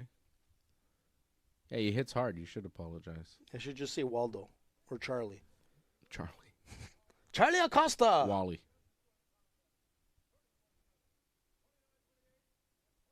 $30-27, $29-28, $29-28. Looks like Waldo. No. Volkov. Come on. Oh, my God. What? There goes my parlay. That was crazy. Remember in the past, 30-27? Volkov got stolen a win. Who did that? Volkov lost a fight that he should have won a while back, and now this time I think it's the MMA gods getting back to Yeah, him. that was like. Ooh. No. Might have been the Curtis Blades fight. Or the Wasn't it the Gan fight? Cyril Gan fight was kind of close too, yeah. Yeah, he should have won that fight, the Cyril Gan fight. Whoa. I'm shocked. I'm surprised too. I did not think he won. 30-27 is very surprising. Yeah. I'm not sure how you give Volkov the third round. Like, I think you can make a case for 1 and 2, but 3 is a little weird. I'd be very interested to see what the judges scored every round in this fight. Wow, that was a curveball there, man. That was like a Yankees pitch to third, man. Off the noggin. I didn't expect that, man. That's bananas. Not because I had him on my parlay, but it was, I would think. Well, yeah, we all fight- kind of thought. Man. So $20 will not pay $1,200. Watch Tatsuro Taira come out and Strickland. And I lost to like this Rob. Hey, Kyle Salisbury. You haven't watched a UFC event? Welcome back, dude. Welcome back. So far, it's been good, man. This one was a little bit tricky. I think, Waldo took it, but the next two are going to be crazy, man. Well, actually, not so much the Oh, there's Tatsuro. Action Bronson. His new album, Planet Frog, came out yesterday. There's Movzar, man. I love Action Bronson. You know me. Big here's fan. Hockett, Freddie. There's Josh Hockett is there. Hockett or Hockett? Hockett. Hockett. Pantoja, how's his arm, man? Wow, that was shocking. I'm really surprised about that decision. 30-27 surprises me than most. 29-28, it's like, all right, but 30-27, the fact that it went unanimous to Volkov, too? Yeah, that's a bit weird, man. Come on. The third round was really, especially like the last minute. Last minute and a half was like pretty clear that Volkov was like backstepping and like not wanting to engage, and he was getting clipped, like enough that I thought he could have went down. But anyways, it is what it is. Okay, so here are the scores. Judge John Bilick scored it 30-27 Volkov, round 1, 2, 3, 10-9. Judge Henry Krawiec scored it 29-28 Volkov, round 1 and 2 Volkov, round 3 for Waldo. And then Judge Dave Torelli, who gave that weird score on the last fight. You remember he gave the weird Brady Buckley score? Yeah. He gave round 2 and 3 to Volkov, round 1 to Waldo. Well, Waldo, at round 1 is exactly what I thought. Yeah, but and round 2 and 3 to Volkov. I mean, round 2 to Volkov. Round okay. 3 should have been for Waldo for sure. I don't know how 1 two and 3 judges was Waldo. But Fred, only one judge scored round 3 for Waldo. Yeah, that's weird. I don't know. I would disagree, but maybe I need to rewatch it. I guess. That was weird. I don't want to rewatch it though. I don't want to rewatch it. It wasn't that fun. I'm not going to rewatch it. I watched it one time. I disagreed with the result, and I'm standing by that. I don't want to watch it again. Don't watch it, man. Won't lose much sleep over it either. No, I really don't care that Volkov lost. It's fine. You won't be watching Waldo anymore. AJ will be upset, though. Volkov won, by the way. Volkov won. Oh, yeah, Volkov won. See, I already don't even remember. It's already out of my mind. My parlay's done, man. AJ's parlay's done, so he's upset about it. I mean, you kind of got screwed out of your parlay. I'll give it to you. And watch this happen that, like I said. Tell you what, if the next 2 fights come in, AJ, I'll feel bad. Yeah, I will. And I will tell you that you have won your parlay. I feel bad for the guys that bet because they could have made some good money tonight if the 2 come out next. Patrick C. Hamilton out in Regina says he can't watch live either. That's okay, Pat. But he watches the replay, and we appreciate it. Yeah, we appreciate everybody. If they watch live every view counts. Yeah, and don't forget to share it and like it and push it, guys, because we need your help, man. That's what it comes down to. We need it. We need it. Bad. Very bad. This show, Dutton Ranch, that they keep promoting looks terrible. This one here? Yeah, it looks really bad. Ed Harris is in it. I don't care. It looks really stupid. I hate it. With a cheetah? You ever watched any of the Yellowstone thing? No, I've never watched Yellowstone. Is that good? Everybody says it's great, man. Yeah. I watched episode 1 and never Yeah, that's kind of how I feel. I've seen commercials. I want to watch it still. I don't. I'm good. Sure. It just doesn't look that good. I've heard the people that I've heard say it's good, I don't really trust. You know? It's like, all right. Let me hear it from somebody that I'll trust. Trust their real opinion on TV. I mean, they did a bunch of spin-offs and a lot of seasons, so it has to be somewhat good. I mean, I guess. But they've done a lot of spin-offs of a lot of shows that have been popular but not really good. There's Kyle in the chat. He says Yellowstone sucked. So there you go. I'm with Kyle. He watches our show. He's got taste. He says Yellowstone sucked. So I'm gonna assume that it does. Spin-offs suck too. Yeah, I don't want to watch that. I got no interest in the Yellowstones. His wife likes them. Sopranos? Can't go wrong with Sopranos. Yeah, I mean, I like the like Sopranos. rewatching it over and over. I mean, yeah, it's like over 20 years old though. That guy. It's good though. We need to move on. I can't. New show. Just can't. To what? You've never even watched a full series. You don't man. even know anything about Sopranos, man. Listen, What are you man, talking I think you had to watched watch like it. I 2 told you, seasons. They even have the box series at home now. I had to buy the CDs and everything. Of what? 1 season? No, the full, man. I have like the whole like from season 1 till what was the last season? 10? 8, I think. 6. No, it was it more than 6 that. only? No, was it? It was 8, no? I thought it was more than that. 6. So 6 only, wow. Wow. But there were some 6 seasons that season were was like half split in. seasons, right? 6 season was split in 2. Polly Walnuts. Yeah. What about him? I miss him. You miss him? You miss who? Polly. What's his real name? I'm not sure. Paulie Walnuts in this show. What's his real name in The Sopranos? I don't know. If you watch The Sopranos, you would know. I just know Polly, man. That's it. Polly- I know. Wait. I do know. Hold on a sec. Come on. What are we doing here? Begins with an S. No.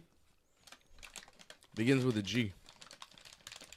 Paulie's last name starts with a G. What are we doing? Let me do a 50-50. Or call a friend. Freddie, what is it? His mother's name is Marianucci. Marianucci. Yeah. Not his real mother. I mean, his mother also. No, is it's his probably, aunt. the same thing. It's his aunt. It's one of the His real saddest mother was a scenes nun. of the. It's one of the saddest scenes of the Soprano. How he treats his mother, After he finds out? the person that took care of him. Yeah, I know. But eventually he Not a goes fan back. of that. Eventually he goes back to her. It's nice. When he goes back and they watch TV together, they watch, what's the show they're watching? I forget. But that's a nice scene when he goes back to her and they reconcile. Still remember the scene with the psychic? So when he started, like, Yeah, of course. that was the best. Yeah, it's a classic Paulie scene. You know what this is, right? This is black magic. Voodoo. Sick shit. Do it in the Poly voice. Why are they promoting boxing here, man? I don't Because care there's about Zuffa this. boxing tomorrow, man. Oh man, I don't care. Move on. Next fight. Paulie Gualtieri. I want to go to bed. Galtieri, that's it, man. Galtieri. It's Mother's Day tomorrow, man. I gotta be in Yeah. good shape. I gotta Have a wake good up night's early. sleep. Like, happy Mother's Day to all the mothers out there. Happy Mother's We Day, love that's you. right. Without mothers, there wouldn't be humans. So thank you for Humans. Yeah, humans. So thank you for continuing the human race. Without you, we would be nothing. So Very thank you deep, to all the Dave. mothers out there. We appreciate you. We love you. I mean, not all the mothers, but most of all the mothers I know I love. But, you know, I can't say I love all the mothers. There's a lot of people out there, a lot of evil mothers. Some motherfuckers. You know. I know. Come on. I know. But I love my mother and my children's mother, so that's a good one. You know, that's a start. That's a good one, yeah. That's And happy Mother's Day to them, especially from me. But, you know, the rest of them, too. All the mothers good. Happy Mother's Day. who do good work, hard work. Mothers like Becky Lynch and Lauryn Hill. Happy Mother's Day. I don't know. I'm trying to figure someone else. I'm just throwing people out there Well, that I that's know nice have of you, Dave. children. Let's throw some other ones out there. Madonna. Madonna. That woman that had Michael Jackson's kids and then disappeared. Happy Man, Mother's hey, listen, Day to talk you. about Michael Jackson. I saw the movie, man, like 2 days ago. It was amazing. Best, I'm telling you, what a great movie, man. MJ.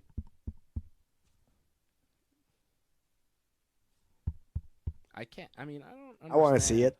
It was really good, man. It was really, really good. Excellent. 2 hours and, I think 2 hours and a half. It was long. But it was worth it. It's not what the kid said. Anyways, we're No, gonna man, see a don't- fight don't go here. there, Dave. Well, come on, it happened. No, and it it's didn't. Okay, that's okay if you don't want to believe the many accounts, No, details. watch the movie, man. Watch the I mean, documentary. I'm gonna did. defend Michael Jackson and say there's a Wikipedia page out there with all the times that the FBI investigated him, and they never pressed any charges. So Exactly, because MJ is I innocent. don't know, man. Michael Jackson, man. Mm. Beat it, Dave. I don't know, man. You And know, in a the good mirror. criminal is investigated a lot, but the charges aren't always pressed. You know. I mean, they've been investigated him a bunch of times, and they wanted him. I think they wanted him. I don't know. Just gonna Listen, say, man, that's what happens, man. He's when never been money's charged. involved. Bananas. I mean, have you guys seen the interviews with him where he's talking about, you know, yeah, they all sleep in my bed. It's okay. It's like, what? No, Dave. That's weird. No? You don't think that have you seen the interviews, or you just choose to ignore the oddness of it all? You're just like, oh, that's normal. That's all normal, that stuff. I wouldn't say it's normal, but I'm just gonna say FBI investigated him a bunch of times and never. Okay. And like I say, there's a Wikipedia page about it. You can read about it. I used to think the same way as you, Dave, and I still probably do a little bit. But the people that defend Michael Jackson, that's what they're gonna say. I don't want to Been just go by. investigated. I don't want to just go by if there's smoke, there's fire, but there's a lot of smoke. No. Don't There's a moonwalk lot your of way out of smoke. it, Dave. Not at all. A lot of smoke. No. MJ. Yeah, I mean, I know why you Oh, support look. him. Kyle Salisbury became a member of the universe. There you go. Welcome. Thank you, Kyle. Fantastic. Everyone should support over at join.ringsidereport.net. Support the Ringside Report Network. Keep us alive. What? Kyle, that's very generous. What? Ooh, Kyle dropping a super chat. Thanks, you, Kyle. Bud. Where's Kyle from? Yeah, where are you from, Kyle? Where are you at? Let's give you a shout out. See if we know anything about your hometown. Yeah, that's a good question. Josh Van, Tatsuro, Taira. I'm going with Van, the champion, the underdog. I'm going with the very first Japanese champion in the UFC tonight, Tatsuro Taira. I'm going with AJ, man. I'm going with the Japanese dude. Listen, man, there's he's been no Japanese Like, what is this, champions in the bantamweight? He's a big guy UFC. Upstate for, New York. for a bantamweight still. I love New York, man. Yeah. I'm part of upstate New York. Vermont? Yeah, what town? I was in Plattsburgh not long ago. Were you? That's way upstate. I like Plattsburgh. It's just over the border. They got a Target. They got a What Walmart. do they have over there? It's the nearest Target and Chick-fil-A to Montreal. man. It's like an hour away, and when I can, I go because Chick-fil-A is delicious. Target has a lot of stuff we don't have here, and the Walmarts in the States have Do a they lot still of have stuff the we don't Waffle have House here. there? Like, look, see this drink you have? Yeah, this is like from New York? This is from America. You see, there's no French on this can. Look at this can, AJ. There's zero French. This is an American I love it. soda. It's grape the best. Fanta in a can, which we do not have Thanks, in Canada. There's Thanks, Kyle. there's no grape Fanta in Canada. No, it's really good, man. It's good, right? Thank you, Kyle. Well, Kyle didn't.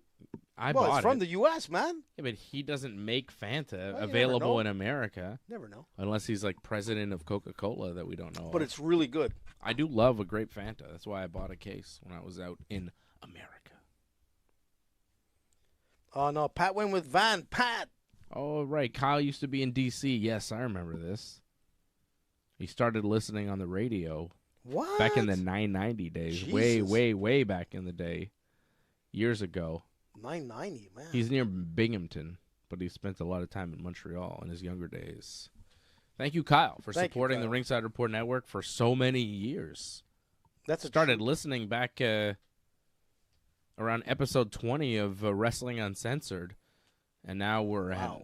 at, what are That's we, what? I'll be right back. 700? How many episodes are we at? Fred will be back. I don't know. I don't remember how many So- episodes we're at. For Spent a lot of time in Montreal, so he was studying here probably. 780. We're at 780 Wow, episodes. So you think about all the years ago that Kyle's been with us. It's nice. Well, thank you, Kyle, man. Yeah, That's a true, man. that's crazy. True warrior. 780 episodes of Wrestling Uncensored. That's nuts. I had no idea we had that many.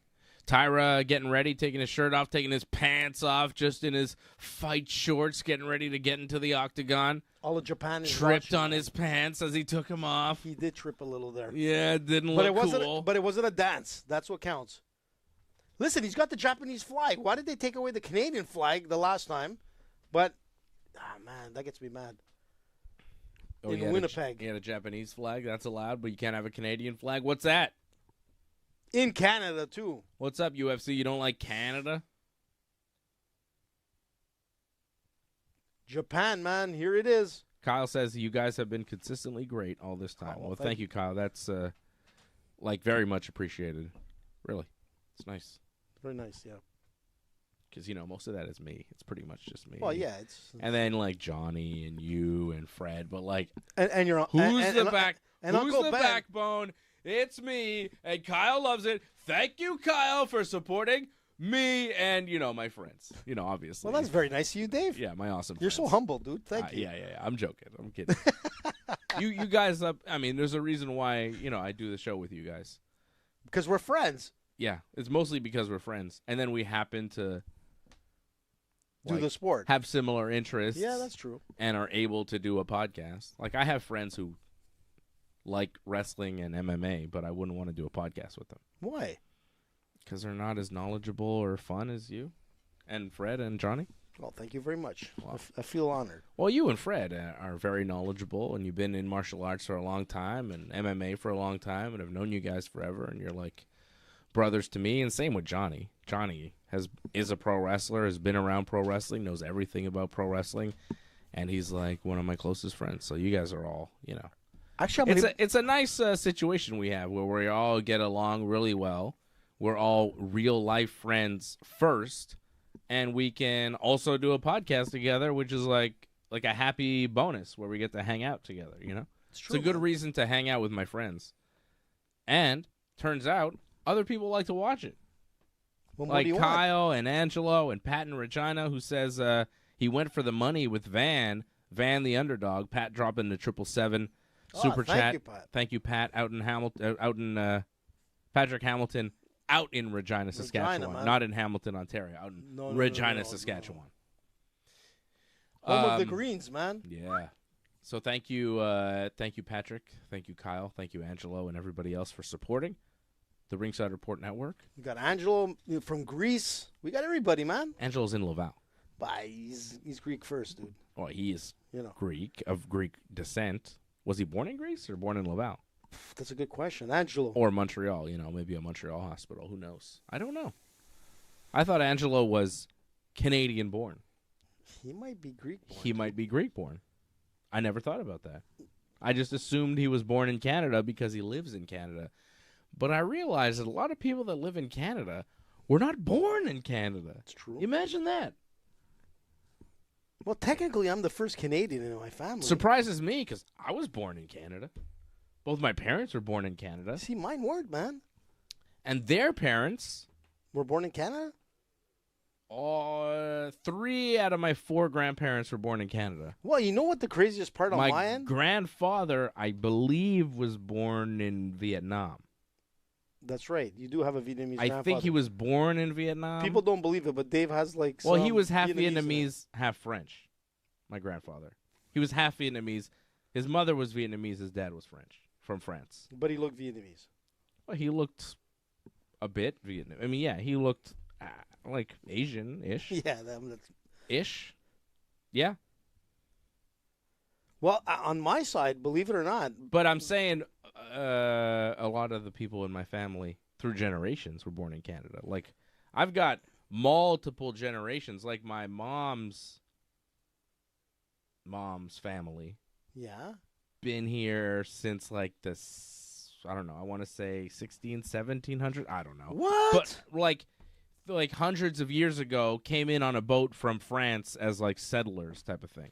You were part of I don't want to say it, dude. Like originals. The originals that were like prisoners? No, not prisoners, but like, colonized. Colonized. The colonial people from France that came to colonize New France. I thought they were prisoners. Like my grandmother's family dates back from like hundreds of years in Quebec, like specifically this place. Well, what do you know, man?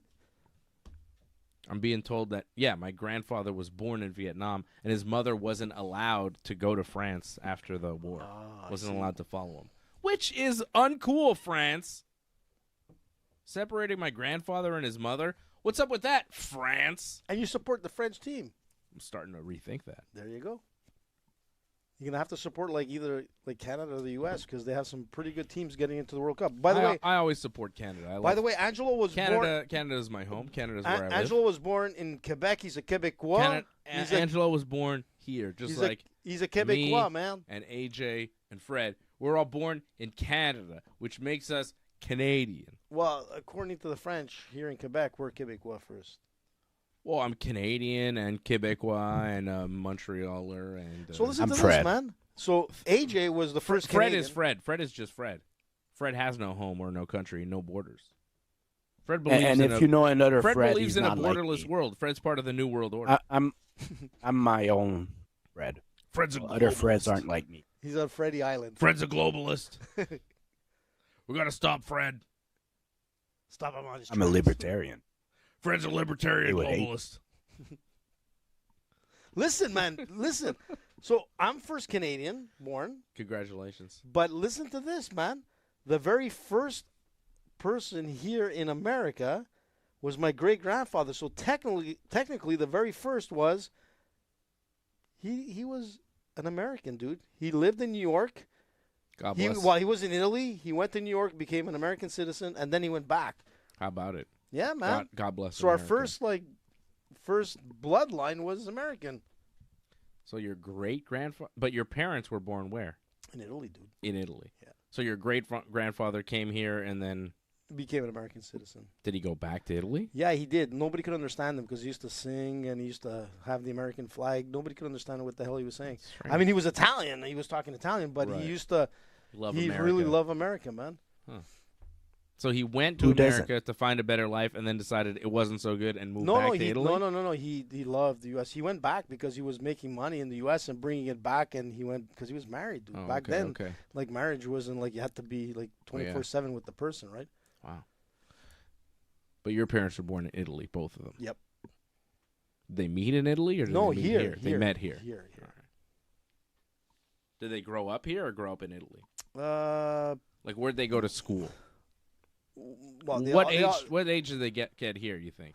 My dad was here later. My mom came younger, so he was probably in his 20s. Oh, so he's Italian. He grew up in Italy. Yeah, but my dad spoke 3 languages. Yeah, and your mom.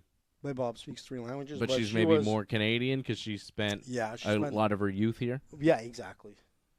Yeah, I can't remember. I feel like if you grow up in another country and then you come here as an adult, it's different than coming here and like going to school with people. Like you come here at like 12 years old, it's different than coming here at 22. You know, there's like you grow up a lot and you make a lot of life choices by the time you're 22 compared to when you're 12, where you kind of just But it's still a big shock too, you know. Like of course, it's a shock either way. I would say.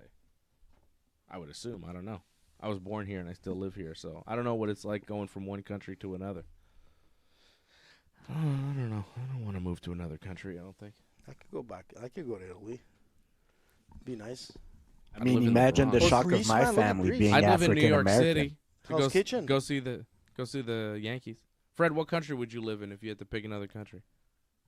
I don't know, but I was saying, imagine the shock of my country. Like African American, my father being from Morocco, me being from Canada. Yeah, it's not easy being African American. Your father was born in Morocco? Yep. What age did he come here? Around 8. Oh, okay. And here we go. So he mostly grew up here. So Freddie's African. I didn't know that. Freddie is African. Yeah. Everybody knows Freddie's African. Fred's father was born in Morocco, which is technically Africa, so Fred is African. Well, what do you know? And Canada's part of America, so I'm African American. Yeah, that's what he always says. Yeah. Fred claims he's African American. Well, there you go. Which is a little confusing. You learn a lot here on this show. But fun. I enjoy it. So here we go. Tatsuro Taira going for the double. For the big takedown. Damn it. He went like hard in there. Van has some very strong legs and hips. We'll see if he can defend this takedown. Oh, he can't. Cannot. Man, he got taken down like a nice body ragdoll. lock from Taira. Takes him down, passes to mount. Jesus. Very nice. Yeah, he just has to rise those hips a little bit so he doesn't get like taken or rolled out. But here we go. He's putting the Superman press on him. Squeeze that head. I like how we got the history of the Ringside Report. The hosts, the family history of all of us in between fights, because we're really just waiting for the next fight to happen, and it just takes forever. But so we got to like, find out about Johnny's history and like. Oh. You know, Johnny North sent me tickets on Ticketmaster for the Canadians Lightning Game 7 watch thing at the Bell Center. Yeah. He sent Taira, by the way, still has Van mounted, and he's trying to climb up and get a higher mount. Oh, actually, no. He's lost the mount, and he's now in like a half guard, half butterfly. Oh, full butterflies. Van trying to push him back. Oh, but Taira passes those butterfly hooks and moves to side control. Taira with some good control on the ground. But Johnny sent me some tickets, and he sent it to me on Ticketmaster, and I guess he... Taira trying to secure a guillotine here. As Van tries to get back to his feet, Taira gets that front headlock choke. Yeah, I was worried he was going to looking for the front headlock, trying to choke him, but Van defending well. But he's got to be careful. Yeah, he's getting like. Taira turning the corner on that guillotine. It's smart, but not able to lock it in tight enough, and they're back to their feet. There's a lot of pressure on Tatsuro because, like, you know, honestly, all of Japan is watching this. Ooh, man. nice jab from Van. Two solid jabs. Oof.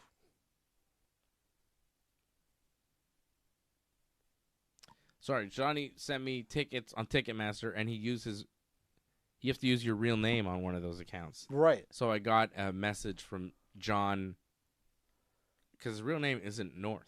No, I know. Yeah. So I got a message like on Ticketmaster to transfer tickets from like John and his real name, which I won't even say on the show. No, you can't. I can't reveal John's real last name. Because he's Johnny North, man. Yeah, he's Johnny North. Everybody knows him as Johnny North. Or but Genesis. it was Johnny just North. shocking to see like a message, because every correspondence I have from John, it's from Johnny North. Right. Everything he's got, but I guess for official things, he's got to have like his real last name. And it was just shocking to get a message from John blank, because I was like, "Oh, who's this?" I'm like, "Oh yeah, I know him. I know his Is it last Johnny name." South? No, it's not Imagine. Johnny South. His real name is Johnny South. Yeah. No, Good old Johnny. I can't say it, but it's I don't want to reveal, but it's just funny to get a message from John with his real last name, because I never see it. I even forgot how it was spelled. Do you know it? I remember hearing it. You know, if I'm not mistaken, it sounds Italian, right? A little bit. It doesn't end in a vowel though. Johnny Nordo. Yeah, it's Nordo. I said it doesn't end in a vowel. Do you know what a vowel is? Nordo with a U. U is a vowel. Oh yeah, it's true. A-I-O-U. That's right. Yeah. So scratch that joke out. AJ does not know what a vowel Scratch that is. joke out. AJ clearly doesn't watch Wheel of Fortune. All right? It's still on that show? Of course. Taira with another takedown now, passing to Mount on Ooh, Van. Again, man, he's just controlling this. Yeah, he's had a lot of control in this round. And they got a chance to stand up, but Jonathan Van could not, like... Oh, Tatsuro is just dropping some heavy shots. Decent punches. Van gets back to his feet. Oh, big elbow. Nice elbow from Did he Taira. cut him? I Oh, don't know. wow. I think, yeah. Good first round from Yeah. Taira. He won that round for sure. Yeah. But Van stayed in there.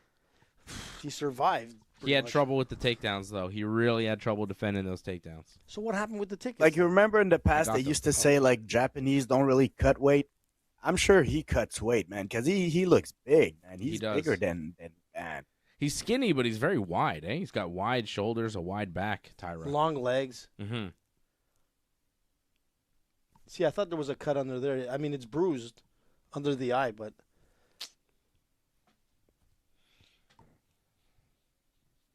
This is a big moment, man. A lot of pressure on Tatsuro. You know, they put that ice pack on your, like, bare chest? Mm-hmm.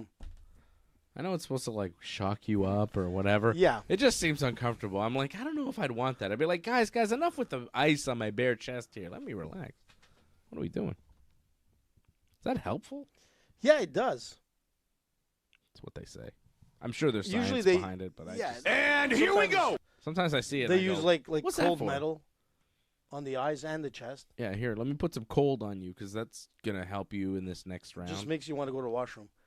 Does it? Cold, yeah. Okay. When you're old, yeah, cold weather makes you want to go pee. Oh, really? I haven't reached that point in my life where the cold has Well, made you're me want to lucky, pee. bud. I have not noticed that. I guess. You're Another- getting there soon. Yeah, I'm sure I will be getting there. It's another thing to look forward to. I like that you guys are my guides for old age. It's nice to to just get a small preview of what's to come. Taira going for the takedown again. Man, he's Shooting pretty in on a fast. single. Van defending well up against the fence. Keeping his hips wide. But he's got to get rid of that underhook. That underhook is not his friend. Van needs to spin. Van needs to turn the corner. There you Yeah, he go. was trying Get that to. underhook and spin and put him up against the fence. Oh, big Ooh, knee by They Tatsuro. disengage and Taira lands a knee to the body. And a nice jab. See, there's the cut now, Dave. You can see it. It's starting to Yeah, come under the apart. right eye Yeah. of Van. Yeah. Some Oh, swelling. big knee again, man. Van landed a couple of good punches. Yeah, there, you too. see Look at Tatsuro's Taira's face. His face is all red. Yeah, he got a few shots. Oh, nice couple punches from Van. Van's starting to find his range a little bit. He's got quick hands. Oh, nice straight right from Van. The Van man can.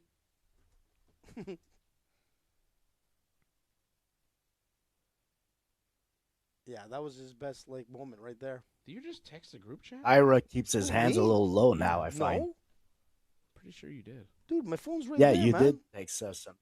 Yeah, AJ just texted us something, right? What? How can that be, man? I don't know, but you just texted something in the group chat. How's that possible? I don't know, but you just did. I just got a message from you. I got So something's up with your phone. That's crazy. Taira with another takedown and now has mounted Van. You sent to me polymarket. Some odds. shady no, I link. sent that before, man. Well, I just got it. That's weird. I sent that before the show started. Is it bizarre, no? A little bit. Taira with the mount now on Van. More control. God, I would hate to see 5 rounds of this. I don't need 5 rounds of this. We're probably going to see 5 rounds of this. I know, man, but this is kind of the problem. It was kind of the problem I had with the Brady Buckley fight. It's like, yo, you could take him down, you could hold him. But, what else can you do? And it's really not that fun to watch for many, many rounds over because it's like the same thing over and over again. It's like, yeah, you've proven your point. You can do this. Cool. Do it again. I guess, but, finish him, man. Finish him. It's just not that pleasing. What is Taira doing right now? He's holding him? Is he looking to advance position? Not really. He's in his guard. He's not throwing strikes. This is pure holding. We used to call this style lay and pray. What are we supposed to call it now? I'm going to still call this a lay and pray style. Look at him. Look how low his mount is. He's not posturing up to land strikes. He's keeping his mount low to keep control. And look, he postures up, and what happens? He loses his mount, goes back to side. Van trying to get a knee shield in, and Taira's just trying to hold him down. There is very little progression in the grappling from Taira. 0 damage being done with any of these strikes. He's just taking him down and holding him down. Mm-hmm. This is lay and pray. This is not good MMA. This is not pleasing fighting to anybody. Van has actually landed more ground strikes than Taira. It's 18-15, and Taira's been on top the whole time. What is this shit? This is anti-fighting. Yes, get the choke, go for the choke, but you better land this choke, Where's brother. the camera going? I don't know. That was But weird. see, Taira tried to get that front headlock, but there was nothing in that front headlock. And he just... Oh! Taira gets dropped! Big right hand from Van! That's damage! That's fighting! That's violence! That's what we're here for. Taira is on Dream Street. He dropped heavy there, man. He got nailed, and he's still getting punched in the face. He's just closed the guard and is, again, just holding Van. That was weird. He got dropped big time Yeah, at the I wanna end of see- that round. Oh, he stumbled And I'm there. giving Van that round because of that. Well, yeah. MMA is judged on damage first. Taira controlled that whole round, but he was dealt major damage. He got dropped and nailed and almost finished at the end of that round. That was Van's round. Yeah. And I'm really, really hating the fighting style of Tatsuro Taira in this fight. I got to admit, I love wrestling. I love grappling, but I want you to engage. Pass, Yeah. mount, look to finish. Don't pass, mount, look to keep mount. Yeah. That is stalling grappling. That's not good grappling. Look, he was winning the round. Tatsuro was winning this round, and then he got clipped. Obviously, he's probably lost that round, but you're right. I mean, he's got to do something more than just lay and pray. But it almost looked like he was waiting for Van to turn so he could take his neck. But, yeah, it's going to be an interesting third round here. Yeah, but why would Van turn Yeah, Like, I don't here's know. the thing. Yeah, you're not going to get a guy to turn to you're turtle from mount if you're not threatening him with anything. Yeah, There's exactly. no threat. And here we go. You're not going to get his back. He's not going to give you his back unless you're threatening him from mount. And if you're just holding a mount, Oh, Tatsuro tried to go for that single, and he couldn't. and he do got clipped, it. Yeah. got punched again, did Taira. Oh, Another jab from Taira, or from Van, and another. Van is looking a little bit more If I'm going to be confident. critical of Taira, I think the biggest thing is he's not going to be able to hold the pace that he started with. Like first round, he had a higher pace, and it's been going lower now. That second round, at some point, he didn't have that same energy, and now he's just backing. I think he's still hurt, too. Yeah, he was dazed. Like, when he got up, he was Yeah. like... still- Oh, nice uppercut from Van. Joshua Van, powerful. Patrick C. Hamilton bet on Van. He says his money seems closer now. Yeah, it does seem closer. Yes, indeed. Oh, Van landing big shots, big punches, a jab and a right hook, and an uppercut.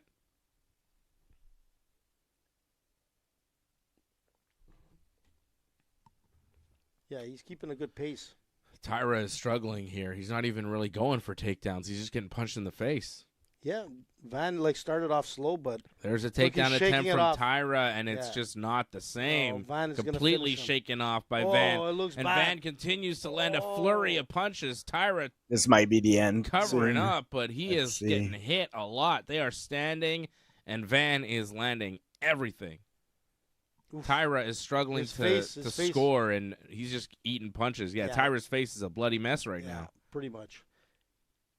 His nose is opened up. His Yeah, under his arm, under his eye he's is gonna go opened up. down. He just ate a big Yeah, uppercut. he's gonna go down. You can see his legs. His Oh, legs are wobbly legs for yeah, Taira. Yeah, it's just a matter of it's 2 minutes and 50 seconds that's remaining in this round. Oh, that Taira was just terrible. buckles. The ref is gonna stop. The ref's gonna Oh, stop. it. Tyra's in big trouble. His legs were not under him, and he just buckled. He buckled, man. And It's now done. Van on top, looking Yeah, to it's punch over. It's and over. finish. It's over. The It's referee giving a close look. Tatsuro Taira trying to get back to his over. He's feet. gonna get Van's got his slapped. back, Oh. and he slams him down to the mat. Here we go. Van on top of Taira. He's gonna And there's choke the him out. damage. Here and we go. there's It's the over. back take. And there's the rear naked choke attempt from Joshua Van. Oh, not yet. That's how you get the back. You threaten with violence. Yeah. He does not have the rear naked he's gonna choke. get it. He's He's trying to secure it. Tyra, though, showing that warrior spirit, not giving up. No. A lot of guys There we getting go. He's beat got up it. like He's got this it now, would give Dave. up He's their got neck. it now. Is He's he got under it. the chin? No, he Oh, doesn't shit. quite have Did it. it look like he tapped out, man? I think he Did he tap, man? Ah, think so. no, he didn't. Tyra Sure. escapes the back mount, and now he's back to his feet. He is a bloody mess, and we're seeing round 3 significant strikes, 52-6 in favor of the champ Joshua Van. But that was weird, man. Like, he had the rear naked, and it looked like he tapped. That's why he kind of let it go. It was weird. I think he just kind of Like, you have a solid lock, posted man. with his hand. Oh, Oh, another nice right hook from Van. How about Joshua Van? Joshua Van is looking good, man. He's looking solid. He started off slow, man, but that's not the case now. I think a lot of people underestimated, including him, including the odds makers, right? He came in as a champion, underdog Well, champion. including myself. Yeah. I mean, Tatsuro came out strong, man. Looked like he could have taken it. I saw Josh Van running stairs on the embedded, and I was like, God, this guy's in crazy shape. I think he's going to win. I've been impressed with Josh Van. He's been on a big win streak, you know? And again, they both fought Brandon Royval. Taira lost by decision. Van beat him pretty easily. Mm-hmm. So, see, like, Tatsuro can't do what he was doing in the earlier rounds. Let's see if he could even take him down. Taira now tying him up. He's going to turn clinching around. up Here we against go. the fence. Turn. Taira looking for that trip takedown. He might get it. He's got him down to one knee. Yeah, Jonathan's going to stand here. Who's Jonathan? Joshua. Where's Joshua? I don't know. Where's Jonathan? That's the French version. Oh, nice takedown from Taira. I think it'll be too little too late in this third round, though. Won't be enough to do anything. It's just a takedown. Still, And Van gets right back to his feet. there you go. See, Taira even able to get the takedown, but not able to control as much as he did in the first 2 rounds. This will be a Josh Van round. Round 2 and 3 easily for Josh Van. Wow. That's you see, I agree that round 2 is for Van, but I'm not sure everybody's going to call it that way because Van only had that knockdown and the rest of the round was Taira pretty much controlling. And I know he didn't do much damage, and I would give it to Van, but I wouldn't just assume that it's a Van round. But I think, if you look at the MMA scoring criteria, you have to judge the damage first, and damage was done only on one side in round 2. Even though it didn't last for a long amount of time, control, time, all that stuff is secondary to damage. And if you land a big punch and drop your opponent, I think the damage is completely on your side. And I agree with you, Fred, they might not have scored it that way, but I would suggest that if they didn't score it in favor of Joshua Van that second round, they're not doing their job. Because the scoring criteria clearly states damage is the primary scoring. I'm just saying, it might be 2-1 Taira, might be 2-1 Van. Yeah. I think don't give up any other rounds if you're Van. If it was 2-1 Taira. I think that'd be nuts. Yeah, I'd be surprised too. But Volkov won tonight. You're right. That was a weird one. All right, championship rounds here, boys. Round 4. And here we go. What do they got for us? I'd like to see a finish. We don't need 5 rounds. I thought there was going to be a finish. Oh, what was that? Oh, nice leg kick from Taira. Oh, Taira's coming out with fury. Yeah, but he just got clipped too. He did get clipped, but he's going for the other takedown. Here comes Taira. I think Taira might know he's down 2-1. He needs to win a round. Oh. And there's a big takedown from Taira. Lands in the guard of Josh Van. Van using those butterfly hooks a lot tonight. Yeah, very nice. Sweep him up. I don't like a butterfly guard. No, why? I don't know. I might use one hook every once in a while for things, but like a full butterfly, I don't use it a lot. I prefer a closed guard or a knee shield. A butterfly guard, I don't know. I feel like it's too easy to pass. It is. It's like there's too many. But that's why you can't hesitate. Once you get the hooks in, man, you got to do something. Yeah, it's a guard that you can't hold. No. It's a guard I mean, you gotta could hold someone who doesn't have much experience, right? Yeah, but it's tough to like hold somebody in a butterfly guard and then work on your next move. It's kind of like a whoop whoop type of thing. It's like a transitional guard. I may snap into it, but only for a second. Yeah, same here. I don't like put the hooks in just to get like that leverage and then go for it. I don't like a lot of butterfly sweeps and stuff, but oh, and see there, Van had the full butterfly guard, and what happened? He got completely passed into full mount. Yeah, but that's what I'm saying. Butterfly guard is. Yeah, but he just held it, Dave. That's the problem. Yeah, I know you can't do that. That's why I would have switched to closed at least if you don't want him to pass. Whatever. But right now it looks like he got his guard passed, and now he's he's in the dominant position. Joshua Van is in process of losing this round and turning a fight where he had all the momentum into a fight where he will need to win the 5th round to come out still with his championship. Like, if this happens again, like if Taira can hold this full mount, he will win round 4. Yep. And if he can get another takedown in round 5, he wins the fight. He wins. Yep. Even though damage-wise, overall, Van. No, it's the control. But control, takedown, grappling, Taira. Yeah. I figure, I could see the Strickland Khamzat fight going very similar to this fight that we're seeing right now. I could see Khamzat winning a very similar way to Tatsuro Taira, possibly winning tonight, unless Joshua Van can do this, get out from under. Oh, he's going for the triangle. But he gets out from under, and he gets caught in the triangle, but he escapes the triangle choke, and now Taira on his back and Van standing up. Taira back to his feet, and they're back to striking. That was a huge stand-up and submission escape from Josh Van. He needed to get up because the fight was slipping away. And now he's a big punch away from stealing another round where he was completely controlled. Because, again, Taira, big punches from Van. Yeah. Again, Taira, he controlled, but he didn't do much with the control. And now Van is up to his feet landing heavy punches. Oh, man, this is crazy. I don't know if you could give this round to Taira if Van lands another combination. And there's another right hand from Van. Still a lot of time, man. Yeah, but I'm saying if Van lands a couple combos here, I think you give the round to him because Taira, okay, he had a lot of ground control time, but without throwing big shots or landing any damage, it doesn't count. Oof, he's eating them, man.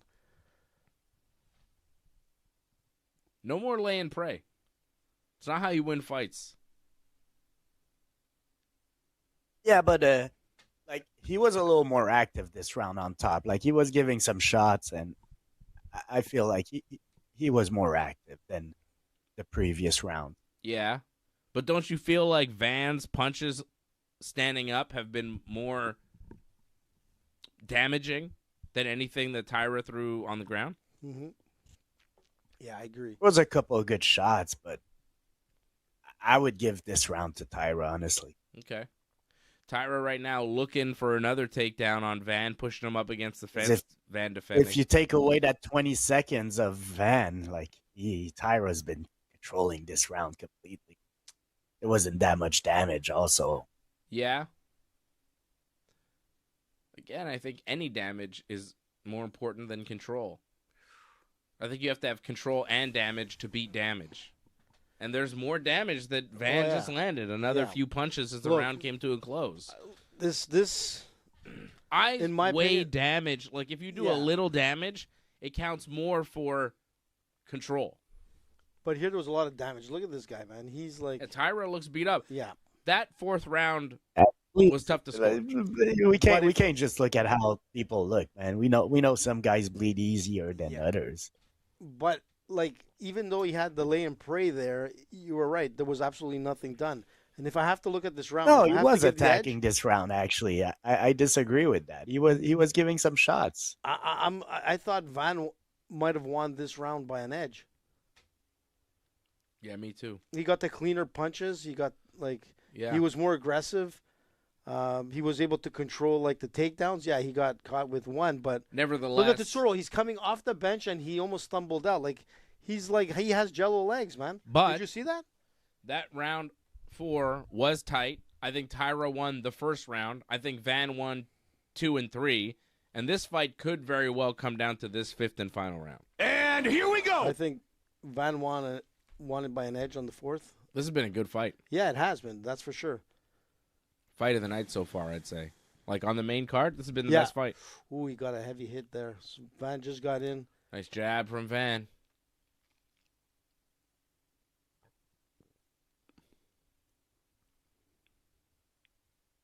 Shout out to everybody watching tonight. I see Jason Pete, member of the team over at join.ringsidereport.net. He says, man, Van had no idea what to do with his butterfly guard. None. Yeah. Not much there. Just kind of had it to have it. And then Taira was like, cool, I'm going to pass this. Thank you. Oh, Taira with a nice right hand. And shoots in for the big double leg. Van defends. Taira keeps pushing up against the fence. Van turns it around, defends, and throws a jab. Taira again with the takedown attempt. Van shucks him off and lands more punches. Taira's desperation with the takedowns a little bit here. 1, 2, 3, man. And Van landing big punches. All the comments seem to have it 2-2, the rounds. Yeah, a lot of people are having it 2-2. Again, Taira with the takedown attempt, stuffed by Van. Oh, and big punches from Van that just stopped Taira in his tracks. When you stop moving, that's a bad sign. Yeah. The punch to the body, punches to the head. Oh, Taira's in big trouble. The ref's stopping and pulling him off. It's over. Joshua Van, 5th round TKO win over Tatsuro. Taira not leaving it in the hands of the judges. Josh Van, and still UFC Flyweight champion. Pat, you won, man. Pat made some money. That was crazy. He was all upset that the ref stopped it, but he stumbled. He was going nowhere. He was taking a lot of unanswered big punches to the face. When you get hit with a combo and you don't move for a second after, that's a bad sign. Well, that's exactly what happened. And then he started moving back, but kept eating punches, stumbling away, and the ref was like, all right, that's enough. You're getting beat up. you're not defending yourself intelligently, Yeah. and the fight is over. I don't have a problem with that stoppage. Taira wasn't happy, but I think that was a good stoppage. Yeah. It could have been really messy at the end there if the ref didn't jump in. Yep. He was Joshua done. Van, incredible performance from Van. Solid, man. Can't take anything away from Tatsuro Taira. He put up a championship performance as well. A very tough fight, a very close fight. That Taira just wasn't able to get to the finish line, and Joshua Van had a little bit more in the tank and some heavy punches. He got him with the body punches. That's what. Look at this, Dave. Look how he stumbles here. Yeah. Watch. Boom, boom. He's just eating. Oh, yeah. Yeah. There was a couple moments there where Taira ate punches and stopped moving. And look at that, mad at the stoppage, but but look at that. Look, when you eat that and then you eat that, that's It's enough. done. Oh yeah, look, he dropped. And then he kind of drops again. Yeah, he was done. Yeah. That's enough. Like I said, when you eat like 5, 6 heavy punches that you are not defending. No, and he stumbled, man. He dropped on his knees. You know, it was done. The ref is there to protect the fighter. Yeah, he did, and he did a good job. Yeah. That's my buddy Shogun. Taira's, Jason, do you remember this guy, Shogun? Taira's upset, but hey. The ref. You're mad. Look at him. You're mad for losing, and I understand, but I think that was a fair stop. Look, and I was going to say I think he had a decent performance. If he wins Oh, yeah. 1 or 2 fights, he'll be back in the title picture. Yeah, and I think if he would have scored 1 or 2 takedowns in that round, he might have won that fight. Like, he shot the takedown. He wasn't able to get it, but if he lands that takedown like he did earlier in the fight, he maybe wins this round and wins the fight. Like we said, this was probably a 2-2 fight going into the final round, and Taira got finished in the last round. Mm-hmm. If he wins one more round, if he wins this round, if he lands 1 or 2 takedowns in this round, he could have won it. He probably walks away champion. Yeah. So, you got to give it to Tatsuro Taira. He put on an incredible performance. I think this was fight of the night. Great championship-level performance from both fighters, and Joshua Van with the best performance. One guy's got to win, one guy's got to lose, and Joshua Van showed up and showed why he is the UFC Flyweight Champion. Another win for Joshua Van. Keeps that win streak going. That date with Pantoja, you got to figure, is looming. A rematch with Pantoja, the guy he took the belt from in weird fashion when Pantoja hurt his arm. You got to see that rematch. You got to run it back. This was a good fight in the interim. Tatsuro Taira was very tough. He came in as the favorite and a challenger going into this one. But Joshua Van shows why he's the champ, upsets the challenger as the underdog champion, and retains the championship for his first title defense of that UFC flyweight title. Good for you, Joshua Van. And Jason, you're right. He put the knee down. You could see that there was absolutely nothing that he could continue with. And the ref did the right move, man. He stopped it. Yeah, he put his knee down as he was eating punches to the face. Yeah. Nice. And then the ref stopped it, and he got mad. I mean, you can't really. Yeah, he was about to get finished. 99% sure. You're absolutely right. He was finished. He dropped on the knee, and the ref saved him. Let's be honest. Yeah, it was a good co-main, man. Better than I expected. It was, it was a better fight than I expected it to be. I'm hoping that Strickland and Chimaev is better than I expected it to be, too. This is going to be crazy. This is going to be wild, man. Get the security around. God, I love this Twitter account. I'm going to plug them. UFC News. They have the scorecards up before anybody, and I don't know how they get it so fast. It is great. I think it's official from the UFC or whatever. But these are the Tatsuro Taira, Josh Van scores, just in case you were wondering. Mm-hmm. Look, Ricardo Almeida, he had it 2-2 going into the fifth, 38-38. Eric Colon had it 3-1 Van going into the fifth. Mm-hmm. And he had it 10-8. Sal D'Amato had it 38-37. So he had round 3. 2 guys had 10-8s for that round 3. Yes. That's right. You guys Eric gave Colon the round had it 39-36 and 10-8. Yeah, in round 3. And Sal D'Amato also 38-37, but a 10-8 in round 3. I agree, man. That was a dominating round by Van. 2 guys gave round 4 to Taira, which also I agree. 2 out of the 3 gave round 4 2. Sorry, wait. No. Oh, yeah, 2 out of the 3 gave round 4 to Taira. 2 out of 3 gave round... No, all 3 gave round 1 to Taira. All 3 gave round 2 to Van. All 3 gave round 3 to Van, including 2 10-8s. Mm-hmm. And then all 3 gave round 4 to Taira. But... one guy gave it to Van. Oh, yeah. Eric Colon gave it to Van. So if Taira had won the 5th round, he still would have lost on Eric Colon's scorecard. He still would have lost on Sal Diamato's scorecard. No, it would have been a draw. No, it would have been a draw. It would have been a draw. And here it would have been, he would have won. It would have been a draw. 1-1-1. Yes, it would have been a draw. Wow. Good. Thank you, Van, for not giving us a draw. Yeah, if Taira would have won that round 10-9, it's a draw. Crazy. What is this freedom title? I don't get it, man. What fight? I don't understand. What is it? I think it's like it's a nice belt, man. I think it's just like the champions, like they'll get that belt instead of the regular UFC title belt. Okay, a special. Okay. Yeah, it's just like a special belt for the fight card.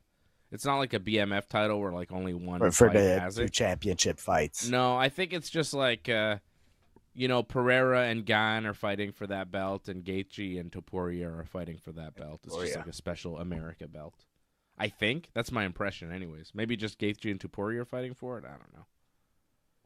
I'm not paying attention to a gimmick belt. What do I care? But it's a nice looking belt. I'll be honest. It's cool. I don't hate the belt. I just think it's kind of dumb. What the hell is this now? Can we get to the next fight? I've been waiting a long time to see Khamzat Chimaev fight Sean Strickland. I don't want to wait any longer. I'm ready. I know, man. 3 hours for 4 fights. Come on, UFC. Pick up the pace. AJ will be back. He touched something cold. Unbelievable. E-Man. Master of the Universe. Yeah. Look at that. And get rid of AJ altogether. Look at that. It's like AJ was never even here. Here we go. He-Man? That was a He-Man show or a movie? No, that was Master of the Universe. But is Master of the Universe He-Man? I'm not sure. I think so. Yeah. I'm pretty sure. Here we see Sean Strickland warming up, getting ready, throwing final I think this punches. fight is all about if Strickland can stop the takedown. Yeah. Like if this fight keeps standing up, I think Strickland might win the little like stand-up battle. But if it gets to the ground, Khamzat has this. I agree. But I think Khamzat probably takes Strickland down at some point in the fight. But can he finish him? And if he doesn't, when they start the next round, how does that go? Yeah, because he didn't look good at the weigh-in, so can he do that for 5 rounds? Yeah. Strickland's a big guy. Let's look at who Khamzat fought. Dricus is a pretty big guy, okay? Mm-hmm. But Usman, I would say, is a little smaller than Strickland. Lift it and then push it in. Strickland is a big guy to carry around. It will be hard to get those takedowns after takedowns. Yeah, but he did it to Dricus, and Dricus is pretty gigantic too, no? Yeah. You know? I would think that Strickland has a better wrestling defense than Dricus, but I'm not sure. He does, actually. His takedown defense is like the highest in middleweight history, I was saying earlier. But Dricus is probably a little bigger than Strickland, a little thicker. And Khamzat was able to totally dominate him and out-wrestle him and hold him down for 5 rounds. That's true. I feel like Khamzat's able to do that to anybody, but could be tricky with Strickland. I want to see it. I just want to see it. I just want to know what's going to happen. Security's getting ready now. Coming around the octagon. Yeah. This is going to be nuts. Khamzat's been a real interesting character in the UFC since he debuted. he's been a phenom right from the start. Everybody saw this guy, and they were like, ooh, what is going on here? This guy is good. This guy talks. He's got a great style. He seems unbeatable. And we're just waiting for him to become a champion. Like, when is he going to get a belt? Is it going to be at 170? Is it going to be at 185? What's he going to do? And then when he finally became champion, beating Dricus, it was like, yeah, his time has come. Here he is. And now he's the champion, and he's defending. This is a cool time to be watching Khamzat Chimaev, because the rise, I feel like the rise was quick and then real slow. You know, like, he came on the scene real fast, and he was big, and then, like, his name was out there, but, you know, he had COVID for a long time, and he kind of retired, and there was injuries, and there was this and that. Yeah, strange times. And there were just, like, a lot of kind of roadblocks to Khamzat's ascent. Mm-hmm. It felt like we were ready for him to move up to that title main event scene, but it just took so long for him. Well, they weren't giving him a chance either. Like, there were times where we're like, how come Khamzat's not fighting? Like, it was a weird transition. They gave him big fights, but they worked him up a little slower than you thought he needed to be worked up the ladder. But now that he's at the top of the ladder, you're like, ooh, this is very interesting. What's going to happen here? How does he fare now at the very top, where everybody's got him as a target? Like, the target is on his back now. He's not the hunter. He's the hunted. Yep. And it's very different when you're the champion in the UFC. Everybody's preparing for you, you know, eventually. All the top guys are looking at you and studying you. And That's right. you know, it's a different thing. And now every fight you have is against the very best that the UFC has to offer. Every single fight, you are fighting the top of the pack. Mm-hmm. It's a different thing, and I want to see how Khamzat responds to it, because so far, he's undefeated. He's responded to everything very well, right? Very well. But, like, what's the limit? How far can he push this? Could be one of the best ever, where he, like, never loses and is undefeated. Like, he seems to have that type of ability where you think, ooh, this guy might go years smashing everybody. He's talking about going up to light heavyweight, going up to heavyweight. And when he talks about it, you go, it's possible. Maybe he can. But every fight now, because there's so much promise and so much potential, every fight now where you see Khamzat, you go, well, what's he going to do this time? And, like, how far can he go? Because fighters talk, and fighters are good, and we've seen great fighters look amazing against a lot of guys, and they talk about doing this and doing that.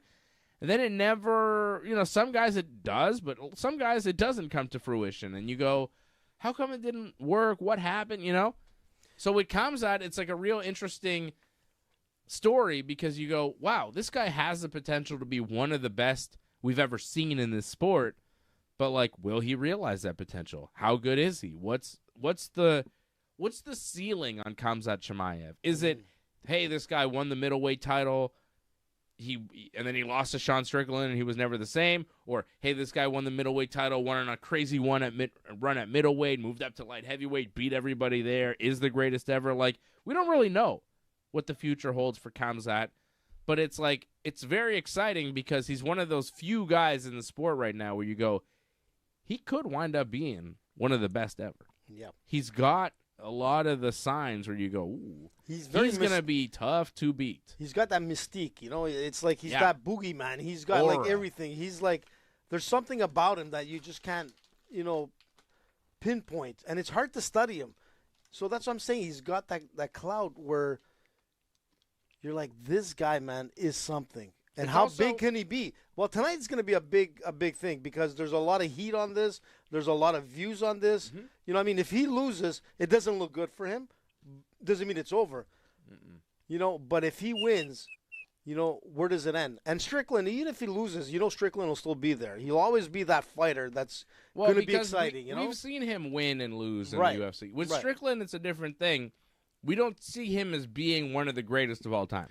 No, but he's special. He's very solid middleweight. Yeah, but and if he beats Khamzat Chimaev tonight, he is going to be talked about as one of the greatest middleweights of all time. Yeah, absolutely. Like, make no mistake, he beat Israel Adesanya when no one gave him a shot to beat Israel Adesanya. That's right. He beat him, he became the champion, and then he beat him again. And you go, okay, Strickland, you know, he's legit. 100%. There's something here. he's a very good middleweight, but then he lost the title to Dricus du Plessis. And you go, okay, well... But you also got to... Okay, you know, that didn't really work out for him. But now if he can come back and beat the guy who beat Dricus, Khamzat Chimaev, who everybody thinks is even more dangerous, people are going to look at Sean Strickland as one of the greatest middleweights of all time. I don't think anyone will ever top Anderson Silva, for me, anyways. But if Strickland beats Khamzat... Yeah, it'll be impressive. Ooh, but if Khamzat goes on like a big run, could he possibly be looked at in the future as the greatest middleweight of all time and not Anderson Silva? Like, this is the type of stuff where you talk about with Khamzat. You know, I don't think Strickland will ever be talked about at the same level of an Anderson Silva or even an Israel Adesanya. But if he beats Khamzat tonight, you got to keep him in that conversation. You can't ignore Sean Strickland if he unseats Israel and Khamzat and becomes a 2-time middleweight champion. It's interesting because, like, these guys have a history together. I mean, they know each other. It's a trickier fight than most people will think. Fighting from the same camp, you know, there was some bad blood apparently. But, you know, right now, like, the odds are changing. I think on Poly Market, it was still 81% chance that, you know, Khamzat is going to win this. But, you know, the weigh-in didn't look good, dude, for Khamzat. He did not look good. Like, here's a question, okay? Fred, how about this? Who are the top 3 middleweight champions in the UFC's history? I think the top 2 are easy, but who's number 3? Like, who's the top 3? Anderson, Izzy. Right. Yeah, that's what Jason said. And? I don't know. It's hard to say off of here who's had some success. It's George St. Pierre. Give me the candidates, and I'll... The candidates would be Robert Whittaker, Michael Bisping, Rich Franklin. I mean, Whittaker might have an Dricus argument. du Plessis and Sean Strickland and Khamzat Chimaev. I mean, Khamzat with another win or two is definitely the third guy there. The third guy, yeah. I wouldn't put him right now, but with a win or two, yeah, he's there. I would say Whittaker probably out of those guys that you named. Probably Whittaker is the third guy. I would agree with that. Whittaker would be the third best middleweight champion in history of UFC. But with a win for either guy tonight, I think they might take that third spot. Like, I think if Strickland beats Khamzat tonight, I think you make an argument for him being the third best middleweight champion in the history of the UFC, which is cool. And if Khamzat wins tonight, it's like, well, he's on his way. He might be the third best middleweight champion in the history of the company, especially with like a win tonight and maybe like another win. I think you'd put him as like the behind Anderson and Izzy. And with like 3 to 5 more wins, you might put him above Izzy. Yeah. And with 10 more wins, you'd have to put him above Anderson. It's just like the ability of Khamzat and the potential of Khamzat, you know, he could be talked about among those greats. He's not quite there, but this is a fight that means so much. And, you know, we're talking about the legendary champions of the middleweight division like Silva and Adesanya. He's looking good here, see man. If he can He's make running. weight I thought he would be What? What do you say, Fred? Let's see if he could make weight his next fight. Yeah, who knows if he even made weight for I'm this impressed with Khamzat and all that, but I'm not going to put him in the great conversation right now, man. He's got some nice wins, man. He's on a good, beat Strickland, and after that we'll talk. Yeah. I'll be right back. 2 minutes. Okay. Jason Pete says Weidman is in the top middleweights. But see, like, I disagree because he beat Anderson, and that was really great, and he was on this undefeated streak. He beat Anderson, and then he beat Leo. He beat Anderson twice, then he beat Lyoto, and he beat Vitor. But then he lost to Rockhold, and just everything kind of fell off from there. He lost so many fights afterwards that, like, you know, he was a young kid, 9-0, got a shot against Anderson Silva and shocked the world. But I don't think his run was really good enough to put him in my top Where's he going? 3. Oh, he went to see George. Did he go say hi to George St. Pierre? Yeah, that was interesting. He'd even, like... Did he just go, like, say what's up to GSP? Yeah, he just, like, walked away. He just saw him and was like, what's up, dude? You are cool. Does he know him, or was he just like in awe? I'm not Probably sure. in awe of the greatness that is GSP. And, why wouldn't he be? That was weird. Yeah. Khamzat was, like, getting ready to go in the cage, and he was like, wait. And he went over, and he was like, hello, George St. Pierre. And then he's like, And comes he came back, and they had Such respect for GSP. They had to like wax him up and everything else. We Like, all it know was who weird. we all know who the greatest welterweight of That all was- time is. It's George St. Pierre. No doubt about it. Damn right. Aliens. Tell you bad. what, this lemon raspberry cake from Walmart, greatest of all time, maybe. Wow, lemon raspberry sounds good. Did you like those Starburst jelly beans, Fred? Excellent. Yeah, they're good, right? Tasty. Did you finish the bag? Oh yeah, of course. What? Such a big bag. I mean, I've had it for like 10 days. Did you Much let your time wife have am I any? supposed to? Did you hide them from her like you said you would? No, I shared Oh, nice. because she threatened that she would divorce me. So, If you didn't let her have some jelly beans? well, she said you should have hide them, and if you're gonna show it to me and not give me any, well, you might need a lawyer. That's fair. That's fair. That's fair. What did Robert Whittaker do in the UFC? Like, what was... I'm wondering now, like, do you put Whittaker in the top? Well, he was a beast for a while, man. He was champion before Adesanya. He was winning a lot of fights. He beat Jacare and Yoel Romero. He defended the title never. Interim title. I guess he defended it once against Yoel. Yeah, I don't know. Do you put Whittaker up there? I mean, he won a lot of fights. Like, for a while there, it was Whittaker and Adesanya as the two best in the world. Until, like, Dricus came through. And Strickland and other guys. I don't know. Third best middleweight champion of all time. The in winner of UFC. this fight might have It's an tough. argument, man. Yeah, I think the winner of this fight definitely has an argument for being up there in the conversation. And this is the main event. It's Khamzat Chimaev. It's Sean Strickland. We're going to do it. We're going to do it. It's happening. They're getting introduced here in New Jersey. Lots of security around them for the introductions. Freddie and I both going with Khamzat for the win. AJ going with the underdog, Sean Strickland. I mean, seeing this now, like, I went with Strickland based on everything, but it's going to be a tough fight for him. Khamzat looks engaged, man. He's just staring him down. It's going to be a crazy night.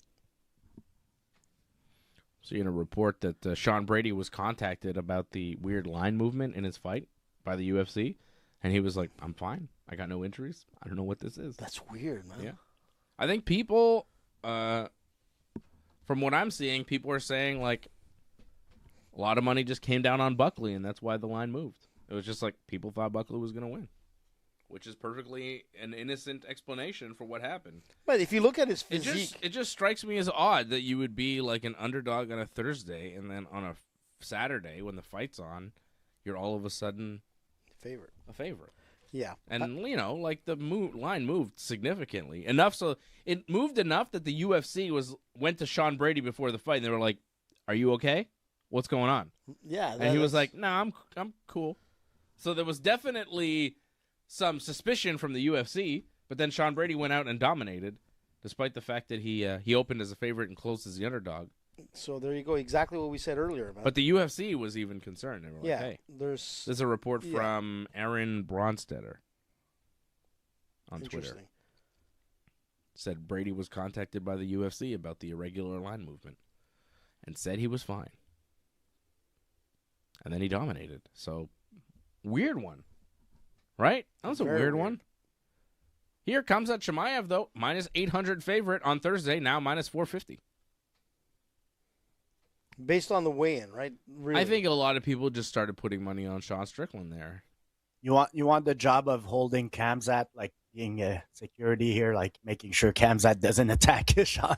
Shit. No. Yeah, Well, but it's look, there's not- the police, man. They're in the ring. It's not such a bad job when you're the security guard, but behind you, there's armed police officers. Yeah, You know. there's armed police officers. If you really fight me, there's a guy with a gun standing right beside me. So you better relax, buddy. Well, Yeah, but Khamzat will just troll you on the guy with the gun. yeah. That's true. I mean, there's a lot of security, man. Like we said on Thursday, this would be the case. If I had a gun, I'd be scared that Khamzat would take it from me and use it against me. That's it, man. It's like I'd me be scared versus he'd take it Khamzat, from but me I have and a just gun. laugh I'm still and then not beats confident. me up. Now they gave Like he'll some take it respect to from each me, other. he'll laugh and just beat me up with it. Yeah, Don't even exactly. Yeah. I don't think that I would win a fight against Khamzat even if I had a gun. Wait, what the hell is this? Now they're giving each other like fist Well, bumps that's and what they're I all said. happy. He gave Now him- they're touching gloves and they're being friendly with But each other. you missed Strickland. Now that it's time to fight, they're nice. Did you see what the Strickland did? He Strickland did was like, namaste. why? Namaste, man. Why are they being peaceful now? It's weird, man. Be peaceful after the fight. They're both smiling. Like this was all a big ruse, and look how we tricked them. I don't know, man. What I the don't hell know. was that? I don't know, man.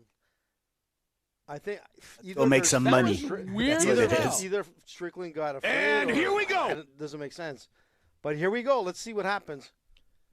I didn't like that. You have so much beef leading into the fight. There's police presence, and then when you're finally face to face in the octagon, you're like all smiles, bowing, shaking hands, here bumping fists. Wow. he got Comes him out with the down. quick takedown. Yeah, there goes the takedown defense. Yo, Strickland. I don't like this groundwork from Strickland. What the hell's he doing with his arms? He's trying to What is, wheel in what some. is all this? What is all this? Yeah. Trying to wall walk. Is he? Wants to wall walk. I think It's not working. He wants to post with his right hand, Yeah. but he's not able to. No. Oof, just Whoa. dragged him. Khamzat controlling him, taking the back. Oh, man, it's Make not it a quick looking night, Khamzat. I'm ready to go to bed. Yeah, take that back and squeeze him. It's Mother's Day tomorrow. We got to be up early. We got things we got to do. Come on, Khamzat. Do you have a mother? good. Jesus, Khamzat. Do you celebrate Mother's Day in Chechnya? Wow, well, nice Khamzat now nice has transition, man. taken the back. Wow. On the back in just over a minute. Took him just over a minute to take the back of Sean Strickland.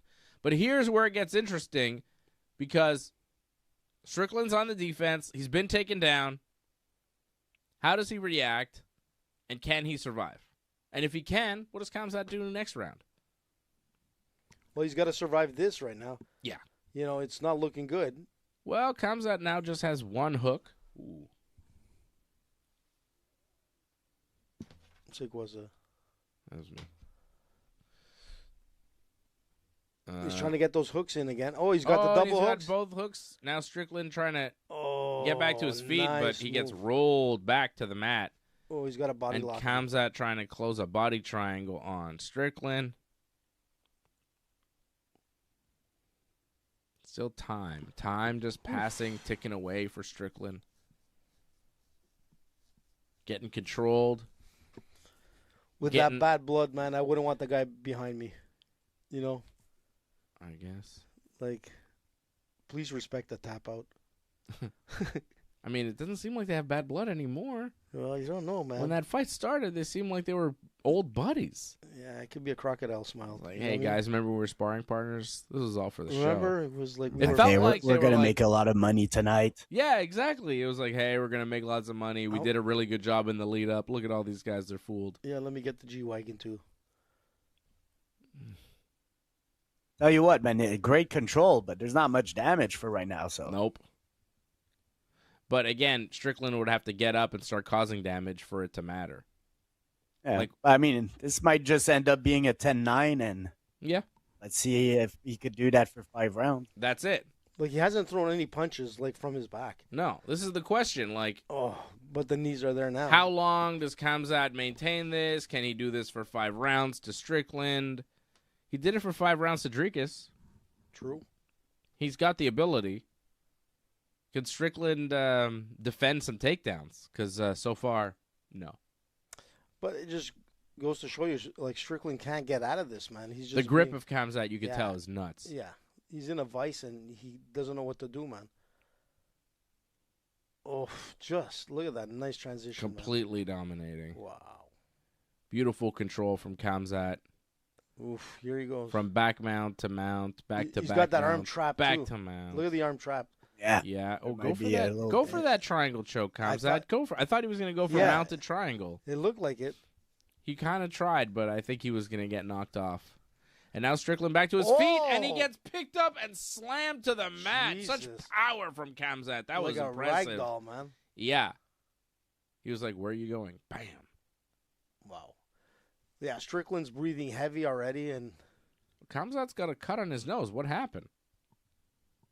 does he? How did Khamzat? Yeah, he's bleeding on his nose. Look, the bridge of his nose is cut. Yeah, probably from The mat or something? What happened? Maybe a back elbow or something from well, Strickland? Strickland was throwing some back punches, as Little you see right punches now. like that, but It I'm could surprised they cut him. be. Yeah, I don't. Well, here it's not looking good now. Khamzat looking to close a choke on Oh, Strickland. 19 seconds to go. Not quite Oof, below the chin, but as they say, anything below the nose is the neck. Yeah, he's going red like And a tomato. let's remember what he did to Whitaker. So Yeah, he broke his face with one of those face That's squeezes. crazy, man. But Strickland's going to survive. He survived the first round. Khamzat 10-9 easily. Maybe a 10-8, depending on how you feel. Look, to be honest, that was a 10-8 might be a round. 10-8. Yeah, Might be. yeah, that was a 10-8 round. Not much damage, but Strickland total did control. absolutely nothing. Oh, Angelo's asking, how was the birthday party last night, Dave? It was great. Had a great time with my some of my dearest and oldest friends. Known those guys for like 26, 27 years, all those guys. Yeah, Jason, you're right. Fun. It's Damian Maia, like, back control. Yeah. But Damien eventually used to finish, you know? Jason Pete says 100% control, 0% damage. I agree. Yeah. But Kyle Salisbury says, I want to turn it off. Yeah, I mean, if we have 5 rounds of this, it's not the most exciting. no, but I think the first round was just basically like, Khamzat asserting his dominance. just showing this is what I'm going to do to you, and now it's going to be like. I want to see Strickland defend a takedown, get a good sprawl, and land some punches. Yeah. Let's see some damage. Let's see some fighting. I want blood. And here we go. Round 2, baby. They touch gloves, man. Possible 5 here. Middleweight championship on the line. Strickland with a nice jab and a right hand over the top. There you go, Strickland. Work the hands. More jabs from Strickland. Khamzat wasted no time shooting in for that takedown in the first round. Let's see how long it takes him here. What was it, 20 seconds? And he shot in? And he controlled the whole round. Yeah. Worked out for him.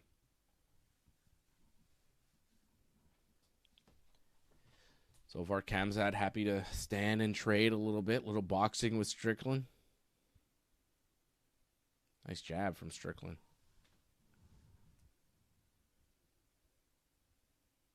Khamzat should go back for a takedown. Don't play this game. Yeah, you would think it's much safer to shoot. Get the takedown. Get on top. But you also got to throw punches. You know, you got to throw some strikes. You can't telegraph those takedowns. Got to mix it up. It is MMA. And Khamzat is confident in his striking. Oof. And so far, he's not taken damage. Strickland's not hurting him. But Strickland is landing a little bit more than Khamzat so far. Right? A little bit more. A little bit. Oh, And nice jab not from only Khamzat, that, though. I think it changes a little bit the momentum of the fight, where it was one-sided, and now you're like letting Strickland back into it.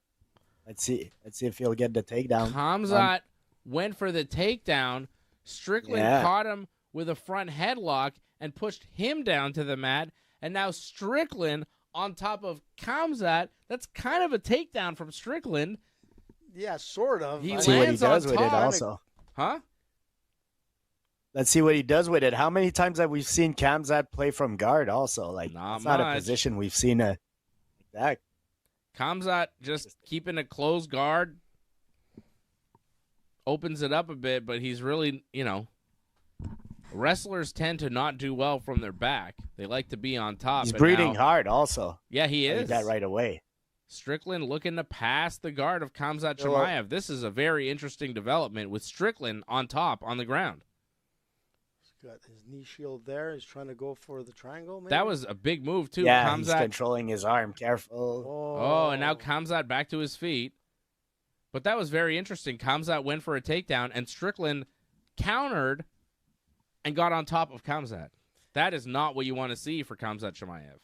And there Khamzat again, shooting Strickland again, defending another big sprawl, and Khamzat just rolls to his back. Did he get hurt? I think he just rolled to his back because he's tired. That is bad. He looked tired. He shot in, and then he shot in again. He got sprawled on hard, and then he just stayed on his back. And now Strickland on top, inside control, with Khamzat squeezed up against the fence. That was weird, man. Ooh. Tell you what, right now, live odds, I don't know what they are, but go bet on Strickland. Hell yeah. Sean Strickland's right looking very strong right now. On top of Khamzat Chimaev again. Yeah. Well, this is more dominant position right now for Strickland. He's cradling him, and if he could throw some elbows right here, throw some punches.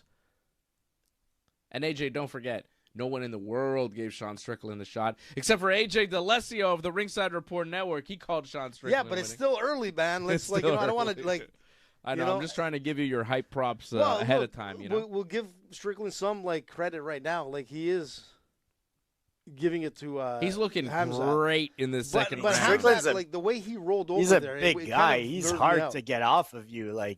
Yeah. And Khamzat's not showing very good guard play right now, so he's got a cut on his forehead too. He's taking punches and elbows. He's getting cut up and damaged.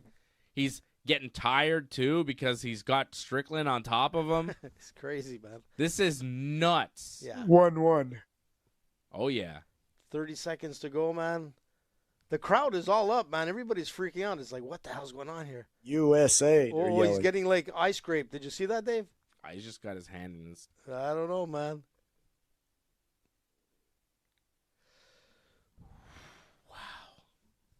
What a performance from Sean Strickland. Good for him. This is incredible. Oh, he's driving his forehead into the chin of Khamzat. That's the way you do it, man. Dirty grappling. And compare both Jason, rounds, okay? Right. Khamzat was very active in the first round, but he's very tired now. Whereas Strickland, he just stayed on top and did a little bit of damage. So as we go, I think Strickland definitely will be in better shape. Strickland didn't bust his energy here. He still has some. Yeah. I thought that the cardio advantage would go to Sean Strickland, and it seems to be paying off already earlier than I thought. Second round, and Khamzat looks tired as hell. Is he going to puke? What's going on? Khamzat in the corner looks like he's in trouble. He's breathing heavy. He's hunched over. His corner looks panicked. What's happening? That weigh-in, man, did him in. He looks bad. Why did he have so much trouble cutting to 185 when he used to fight at 170? What the hell? I think I read he cuts 40-something pounds, man. That's crazy. It's crazy. It's a lot of weight to cut. Too much. Oh, there's Arman Sarukian as his main corner man. Arman looks like he's panicking. Would you want Arman Sarukian as your main corner man? I don't think I would. No? Too much on the Instagram. I don't want my coach hanging out with Nina Drama. I don't want my corner man hanging out with that Nina Drama lady all the time. I wouldn't trust my corner man to do that. And here we go. I don't know. But it's Arman, man. Why, you're scared Nina's the Diana Rossini of the UFC? No, that's not who I want my corner man to be spending so much time with. I'd like him to be focused on fighting and the gym and me and stuff like that. Not doing social media posts on private jets with Nina Drama, That's not who I want in my corner for a championship fight. But that's me. I'm not Khamzat Chimaev. I don't think Khamzat really cares who's in his corner. I think Khamzat is his own corner man. Pretty much. He just has a corner man because he has to. Just to get the bench. Yeah, I think he would have no corner man if he could. So this is an interesting round. They're going back and forth. It's pretty even. It's 1-1 so far going into the third. Michael Bisping tweeted on the screen, Sean finishes him in round 3. That'd be nuts. Bisping, former middleweight champion. Not in our list of top 3. But he's up there. Yeah, he's a former middleweight Strickland champion. shouldn't let him... Strickland should be a little more aggressive here, man. He had him in trouble, man. Don't let Khamzat get back in this fight. Yeah, but if he keeps picking his shots and punching Khamzat and defending the takedowns, what's Khamzat going to do? I think Strickland maybe, can but keep right this now I pace feel forever. Khamzat has won the first minute and a half of this round. Wow, you got him there, man. What the heck was that? New follow on Twitch. Thank you. Welcome, follower on Twitch. Don't forget to follow us. Mad Dog Vachon. Don't forget to follow and subscribe if you haven't already. Like and subscribe. We appreciate all the likes He and says- subscriptions. It's true. What he says. What's his name? Strickland's Scoop doing Dog. better now. He's hitting. He says Yeah, Mad Dog Vachon could take any of these modern wrestlers. possibly. Yeah, Mad In Dog was his prime, I think Yeah. he'd be dangerous. Mad Khamzat Dog. lands a nice left hand. Strickland keeps pumping that jab, though.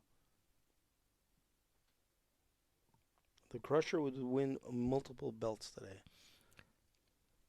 Strickland lands a jab. Khamzat counters with one of his own. This is a much closer round. Both guys Yeah, it's sticking hard to one the to boxing, but both landing shots. Nice punch there from Strickland.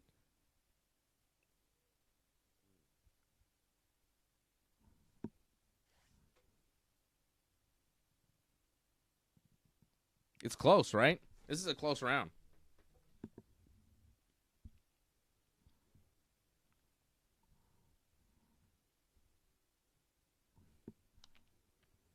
I don't want to see this fight go the distance.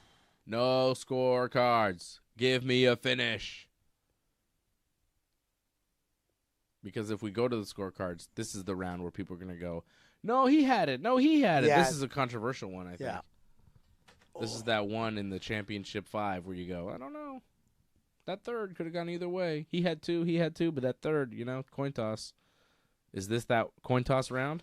Because both guys have landed punches here. Not a ton of damage on either side, but both guys are landing good jabs. But Khamzat has the better jabs. He's You getting think? he's getting the better, He had- better I'm jabs. going with Strickland as of yet in this round still. It's a very close round, but I think See? Strickland has hit the better shot. Khamzat has, But- opened up, Strickland's nose is bleeding now, and it wasn't at the beginning of the round. Khamzat has landed some effective jabs, but Yeah. I would agree with you. I feel like Strickland is landing a little bit more. What is he looking? A couple of times, who is he talking to? I think he's, looking away to try to divert Strickland's attention, try to make Strickland look so he can punch him. It's one of those things, look over there, Yeah, and then you kinda punch him in the tricky face. things, yeah. Hey, look, pow. Look, a squirrel. It's one of those things. He's looking here to make you look. It's not working though. Strickland's what? Looking right at you. But he's kind of walking Strickland down. Striking right? wise, it seems Strickland has a little more striking in. Yeah, they're the showing third? 44-31 in the third round. Still Another a tough jab from round to Strickland. judge. Oof. Oh, what happened there, Dave? Strickland just kind of lost his balance sure, man? defending the punch. Yeah, because the punch didn't really get through. Well, I don't think he was wobbled. If he was wobbled, he'd still be wobbly. that's true. I think he just kind of lost. I think he tripped. Tripped on his feet. Wow, This one's a that's tough one to judge. This is, I don't know, man. That was tough, right? That's a tough I would go for Strickland, but if I'm Strickland, I don't feel too confident still. You need to win the two other ones. Yep. If you have to look at damage in this round, I mean, obviously Strickland looks a lot more damaged, but this is a hard one to call, man. Yeah, that third round was tough. I would side with Strickland, but I think it was tough. I think Strickland's up 2-1, but Khamzat could be up 2-1. Scoop Dog says Ali can never hold his own against today's boxers. Well, I don't know. I don't know disagree, about that. man. Considering the fighters that he fought against.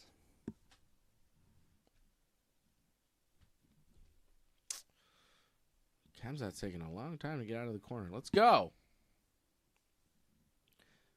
What is this, round 4? Championship rounds?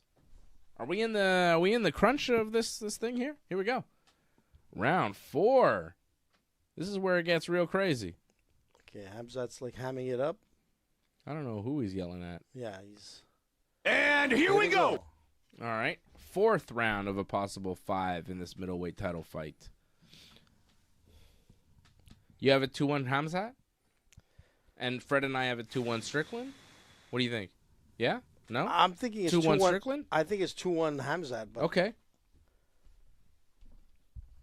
And I got Strickland for the win, right? But it's Yeah, close, but you call man. it like you see it, man. It's close, man. It's hard. The one thing I noticed is that Strickland, man, he's just pretty much the same as he was in the first round. Yeah, he does seem like slightly fresher of the two. He's a rockhead. He's a rockhead, I don't know man. if you know this. Nothing like a rockhead. Yeah.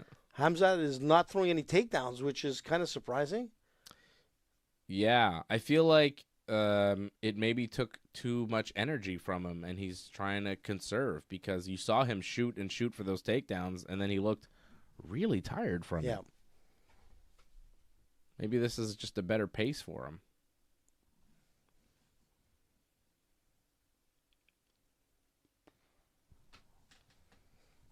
He's trying to gauge him, but Khamzat's landing some good punches here in this round so far. Starting the round off strong.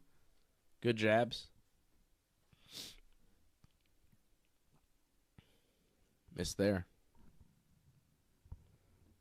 Strickland is the one that looks tired right now.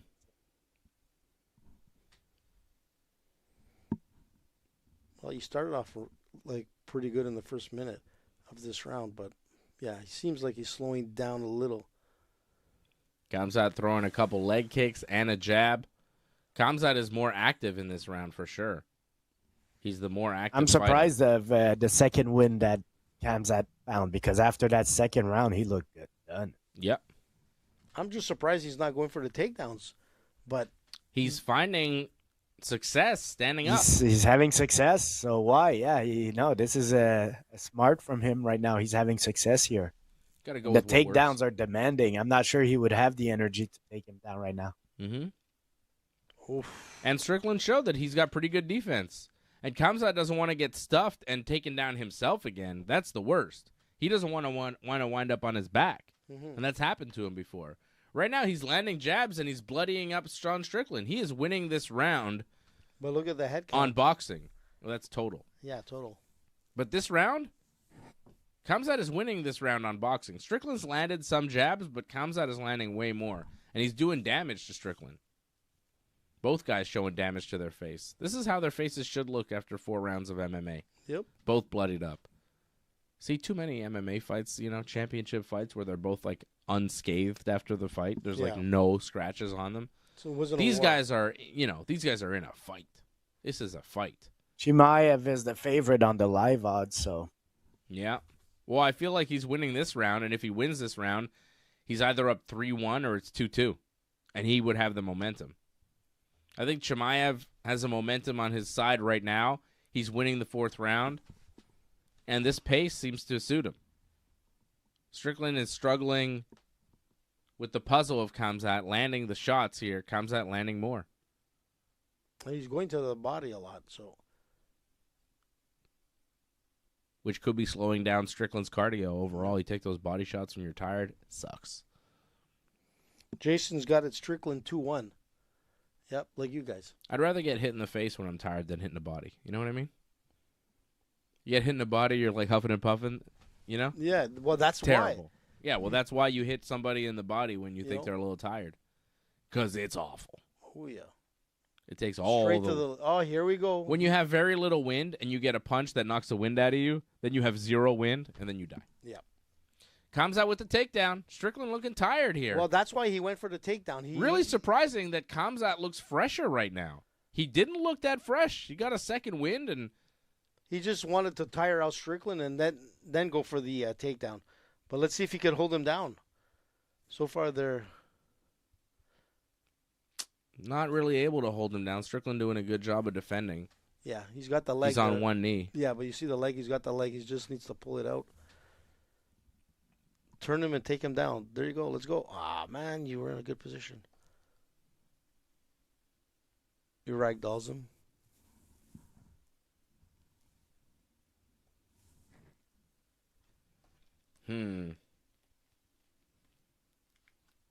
Okay.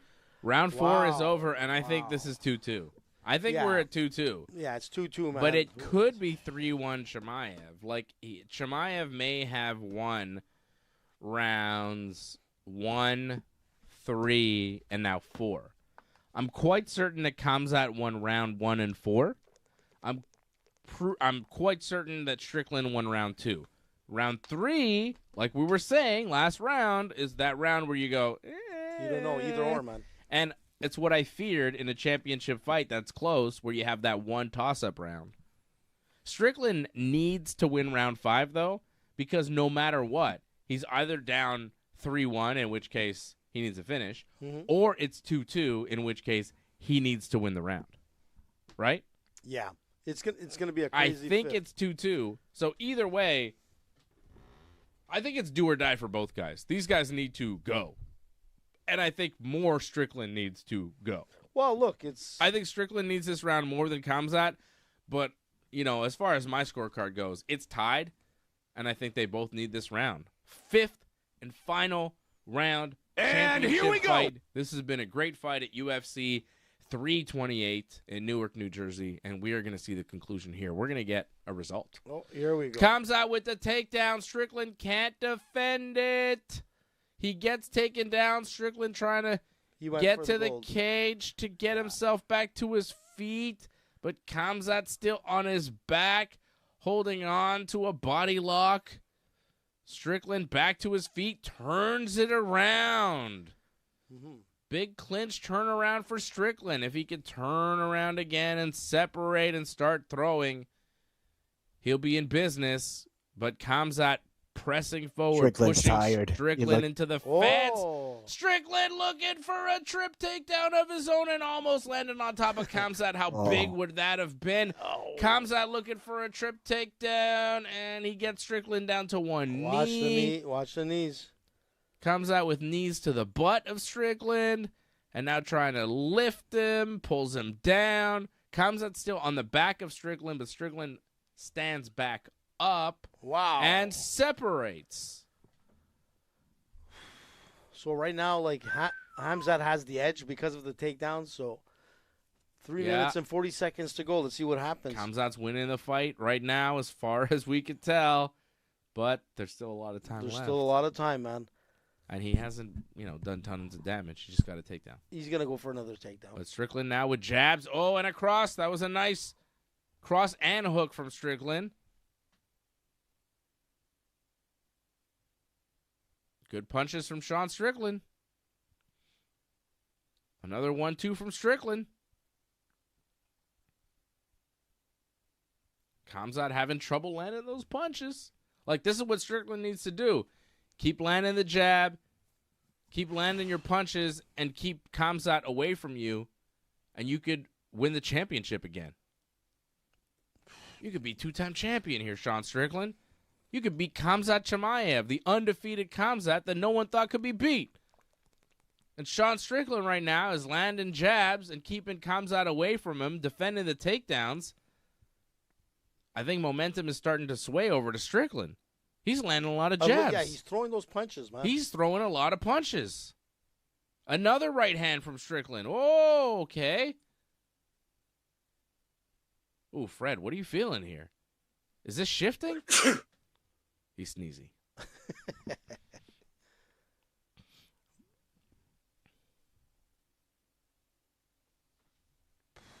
This is crazy. 2 minutes to go, man. Who's going to pull it off? Oh, Strickland with a nice right hand. Good little hook. Oh, my goodness. It's so close. Yeah, it's close. It's so close. This is a razor-thin fight. I mean, I think this round's going to go to Strickland, so. I think so, too. But what does that mean? It might be 3-2 Strickland, because that's how I would have it. Me too. But we had it 2-1 Waldo. Yeah, you're right, man. We all had it 2-1 Waldo, and Waldo did not win. So, but if he gets another takedown right here, if Khamzat gets another takedown, things could change. Yeah, here we go, and there's the shot. Could he do it? Strickland defending, getting to one knee, but Khamzat Still trying. Strickland still defending. Back to his feet. Looking at the clock. Khamzat still on his back trying to pull him down to the mat. But Strickland doing a hell of a job of defending this. Yeah, takedown. he's defending it, but still. Yeah, but you keep fighting this takedown. He doesn't get it. I think you've still won the round if you're Sean Strickland. And now Strickland back to his feet, getting the underhook, turning the clinch around and separating from Khamzat Chimaev. And we are seeing significant strikes right now. Round 1, 6-0 Khamzat. Round 2, 18-5 Strickland. Round 3, 53-39 Strickland. Round 4, 24-19 Strickland. And round 5, I think it was about 35-18 Strickland. It's crazy, man. So Strickland has landed far more significant strikes in this 5th round, which is our estimation.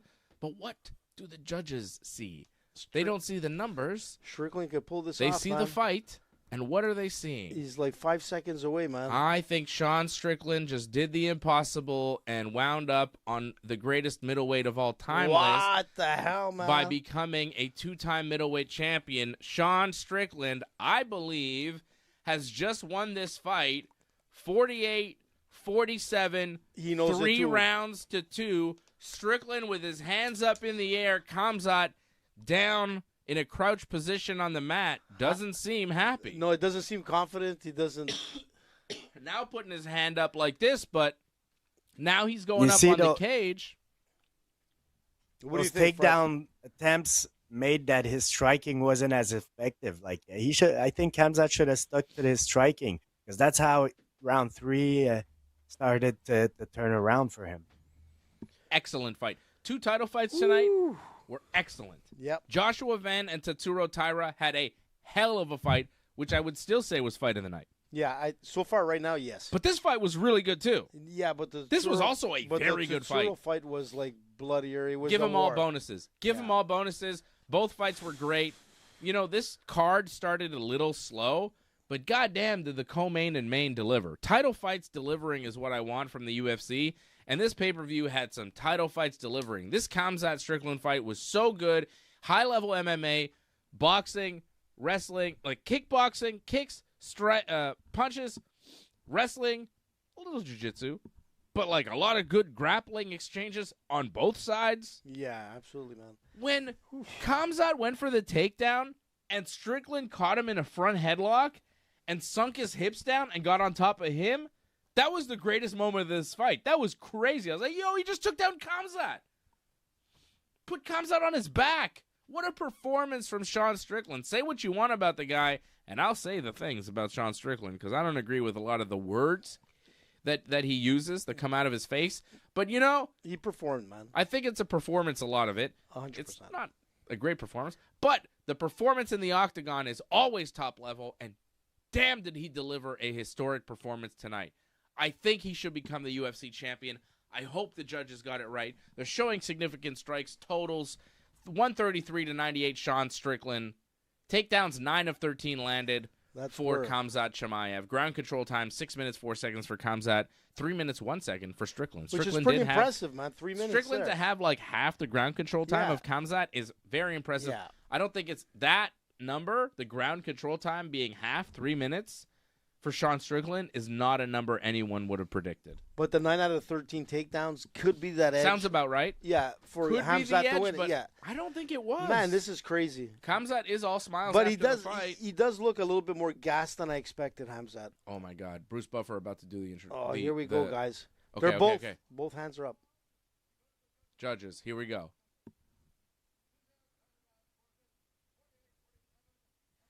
Oh, my God, it's split. 48-47 Chimaev. 48-47 Strickland. And 48-47 for the winner by split decision. And new UFC Middleweight Champion. I called it, man. Wow. Sean Strickland. They got it right. Wow, that's Good crazy, for man. them. Good for him. What a performance. 2-time UFC Middleweight Champion.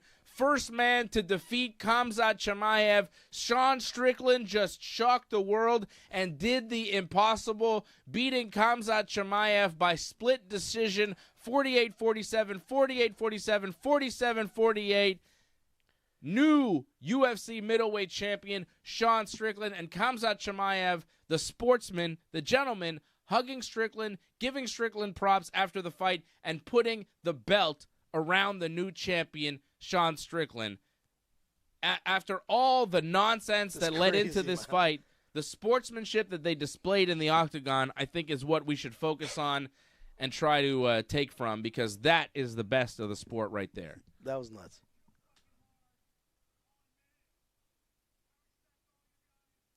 Strickland says he respects everybody.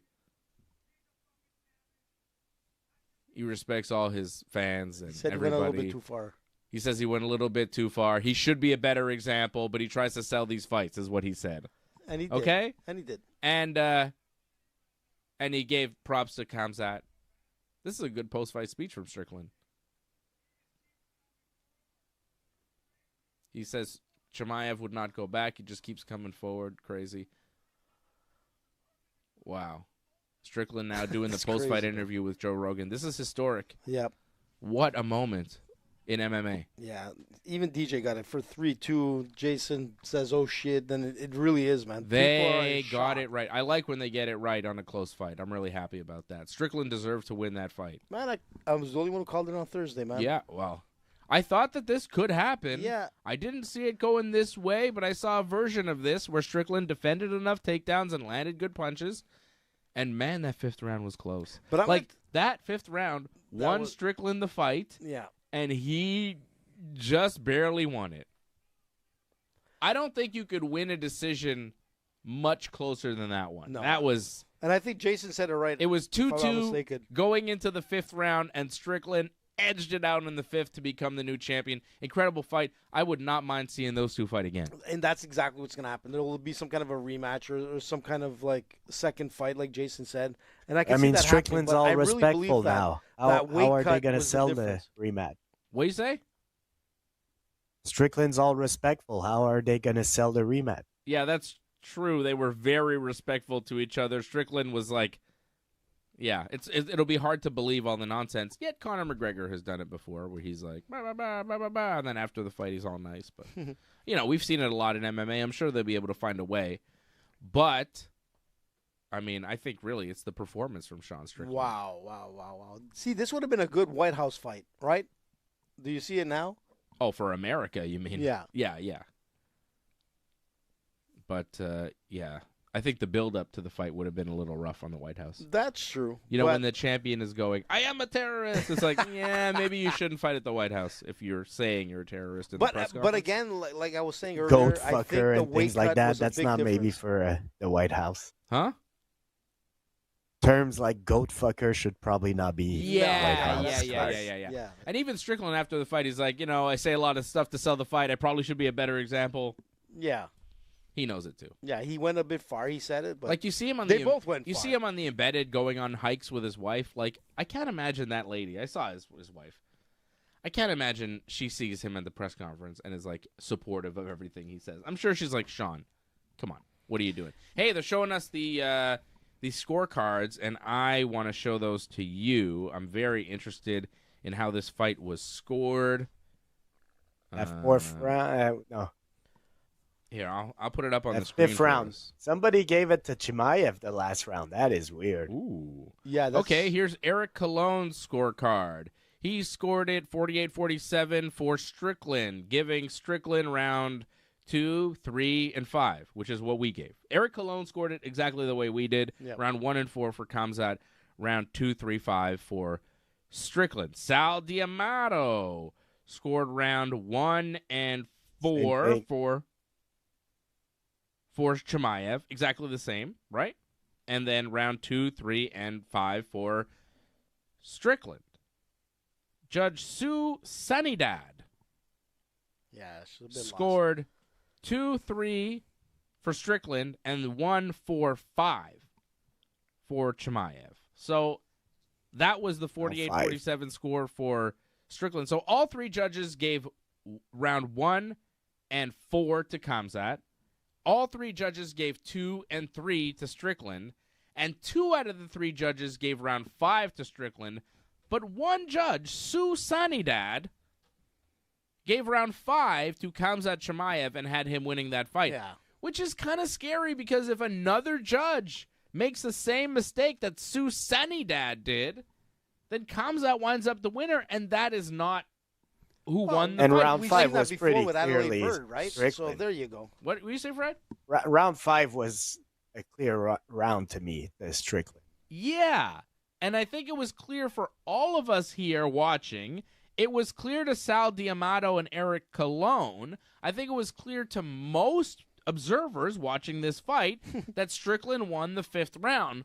But unfortunately, for one of the people whose job it is to determine who wins, she got it wrong, scoring round 5 10-9 for Chimaev, which is insane. like, look, they got it right, and that's why I'm so happy they got it right. That's why I was celebrating, not because Strickland won, but because we had a great fight. Strickland did the impossible, and the judges gave it to him. They did it correctly because he scored the big upset. He deserved to get the victory. So I was celebrating the judges scoring it correctly, but it really offends me that we have a judge like Sue Sanidad, who's one of the judges, who scored it so wrong that she gave the final round to Khamzat Chimaev and gave him the fight, which is wrong. You should not be an MMA judge if you gave round 5 to Khamzat Chimaev. Sal D'Amato and Eric Colon did good jobs. They scored it correctly, exactly how everybody else did. But for some reason, Sue Sanidad almost screwed up the whole night for everybody. And look, Jason said it right. Sue was drunk, and then you got Hedstrom that I said, like, she's pretty much like Adelaide Bird, man. You leave it in the hands of the judges, and they can, like, completely ruin a fight. You know, it doesn't make sense, but It does not make sense. It is what it is, man. Well- It was brutal. You're right, Hedstrom. It was brutal, but in the end, man, I called, like, Strickland to win on Thursday. But again, I think the weight cut by Khamzat was a big difference. You could see that he didn't have a full tank. You called Strickland to win on Thursday. He was the underdog, and Yeah. congratulations. But you also had Taira winning. But he came close to Taira. I had Van winning, and he In was the the first round. underdog, and he won. So Yeah, you're right. You're right. Strickland was a bigger underdog. Still, Yeah, Strickland you gotta was a give me, bigger. gotta give me my wins too. No, I gotta give it to you, man. But like, I think it's not about us, man. It's about Van and Strickland, who are the it was a still and new champions here tonight. Incredible. And fight of the night, I would say, would be Van and Taira. It was nuts, right? Fight of the night for you, Van and Taira. Yep. Fred, Yeah. Van and Taira fight of the night. And hey, I did it for Backlash, right? This was a Backlash post show. I gave Backlash 5.5 on 10, and I thought that Asuka and Io had the match of the night. Hey, big night for Japanese combat sports, right? Asuka and Io, 2 Japanese wrestlers, they had a great match tonight. And Tatsuro Taira, Japanese fighter, had a great fight tonight too. So big night for Japanese combat sports. Shout out to Japan. We love Japan. But I gave Backlash a 5.5, and Io and Asuka was my match of the night. Our fight of the night was Taira and Van. Yeah. If we had to score this pay-per-view on 10, where are you going here? I found it pretty exciting. I thought it was really good. I'm going Yeah. to give it a solid 8 because the Yeah. main and co-main were really, really good. 8 on 10, which is high marks. Yeah, 8.5. I'd Ooh, say. nice. Fred, what do you think? On 10? Yeah, great card, man. 8, 9, 10. Yeah. 8, 9, 10. Great card. Wow. 8, 9, 10. He's 6, giving it all. 7. 6, 7. 6, 7. Well, I want to thank everybody for watching tonight. I want to thank Fred for being with us, AJ for being with us. These guys are the best, my best buddies. I want to thank the Yankees for pissing me off tonight and losing. What the hell was that, Tim Hill? I'm still mad at you. How do you throw to third? What the fuck was that? But I especially want to thank everybody for watching and the members for supporting the channel. I want to thank Kyle Salisbury. You're the Super Chat leader of the night. Kyle up in upstate New York. Thank you, Kyle, for supporting. Kyle Salisbury, member of the team over at join.ringsidereport.net, just like Patrick C. Hamilton out in Regina. Congrats, Patrick, on the Josh Van gambling win. Big money for Big Patrick.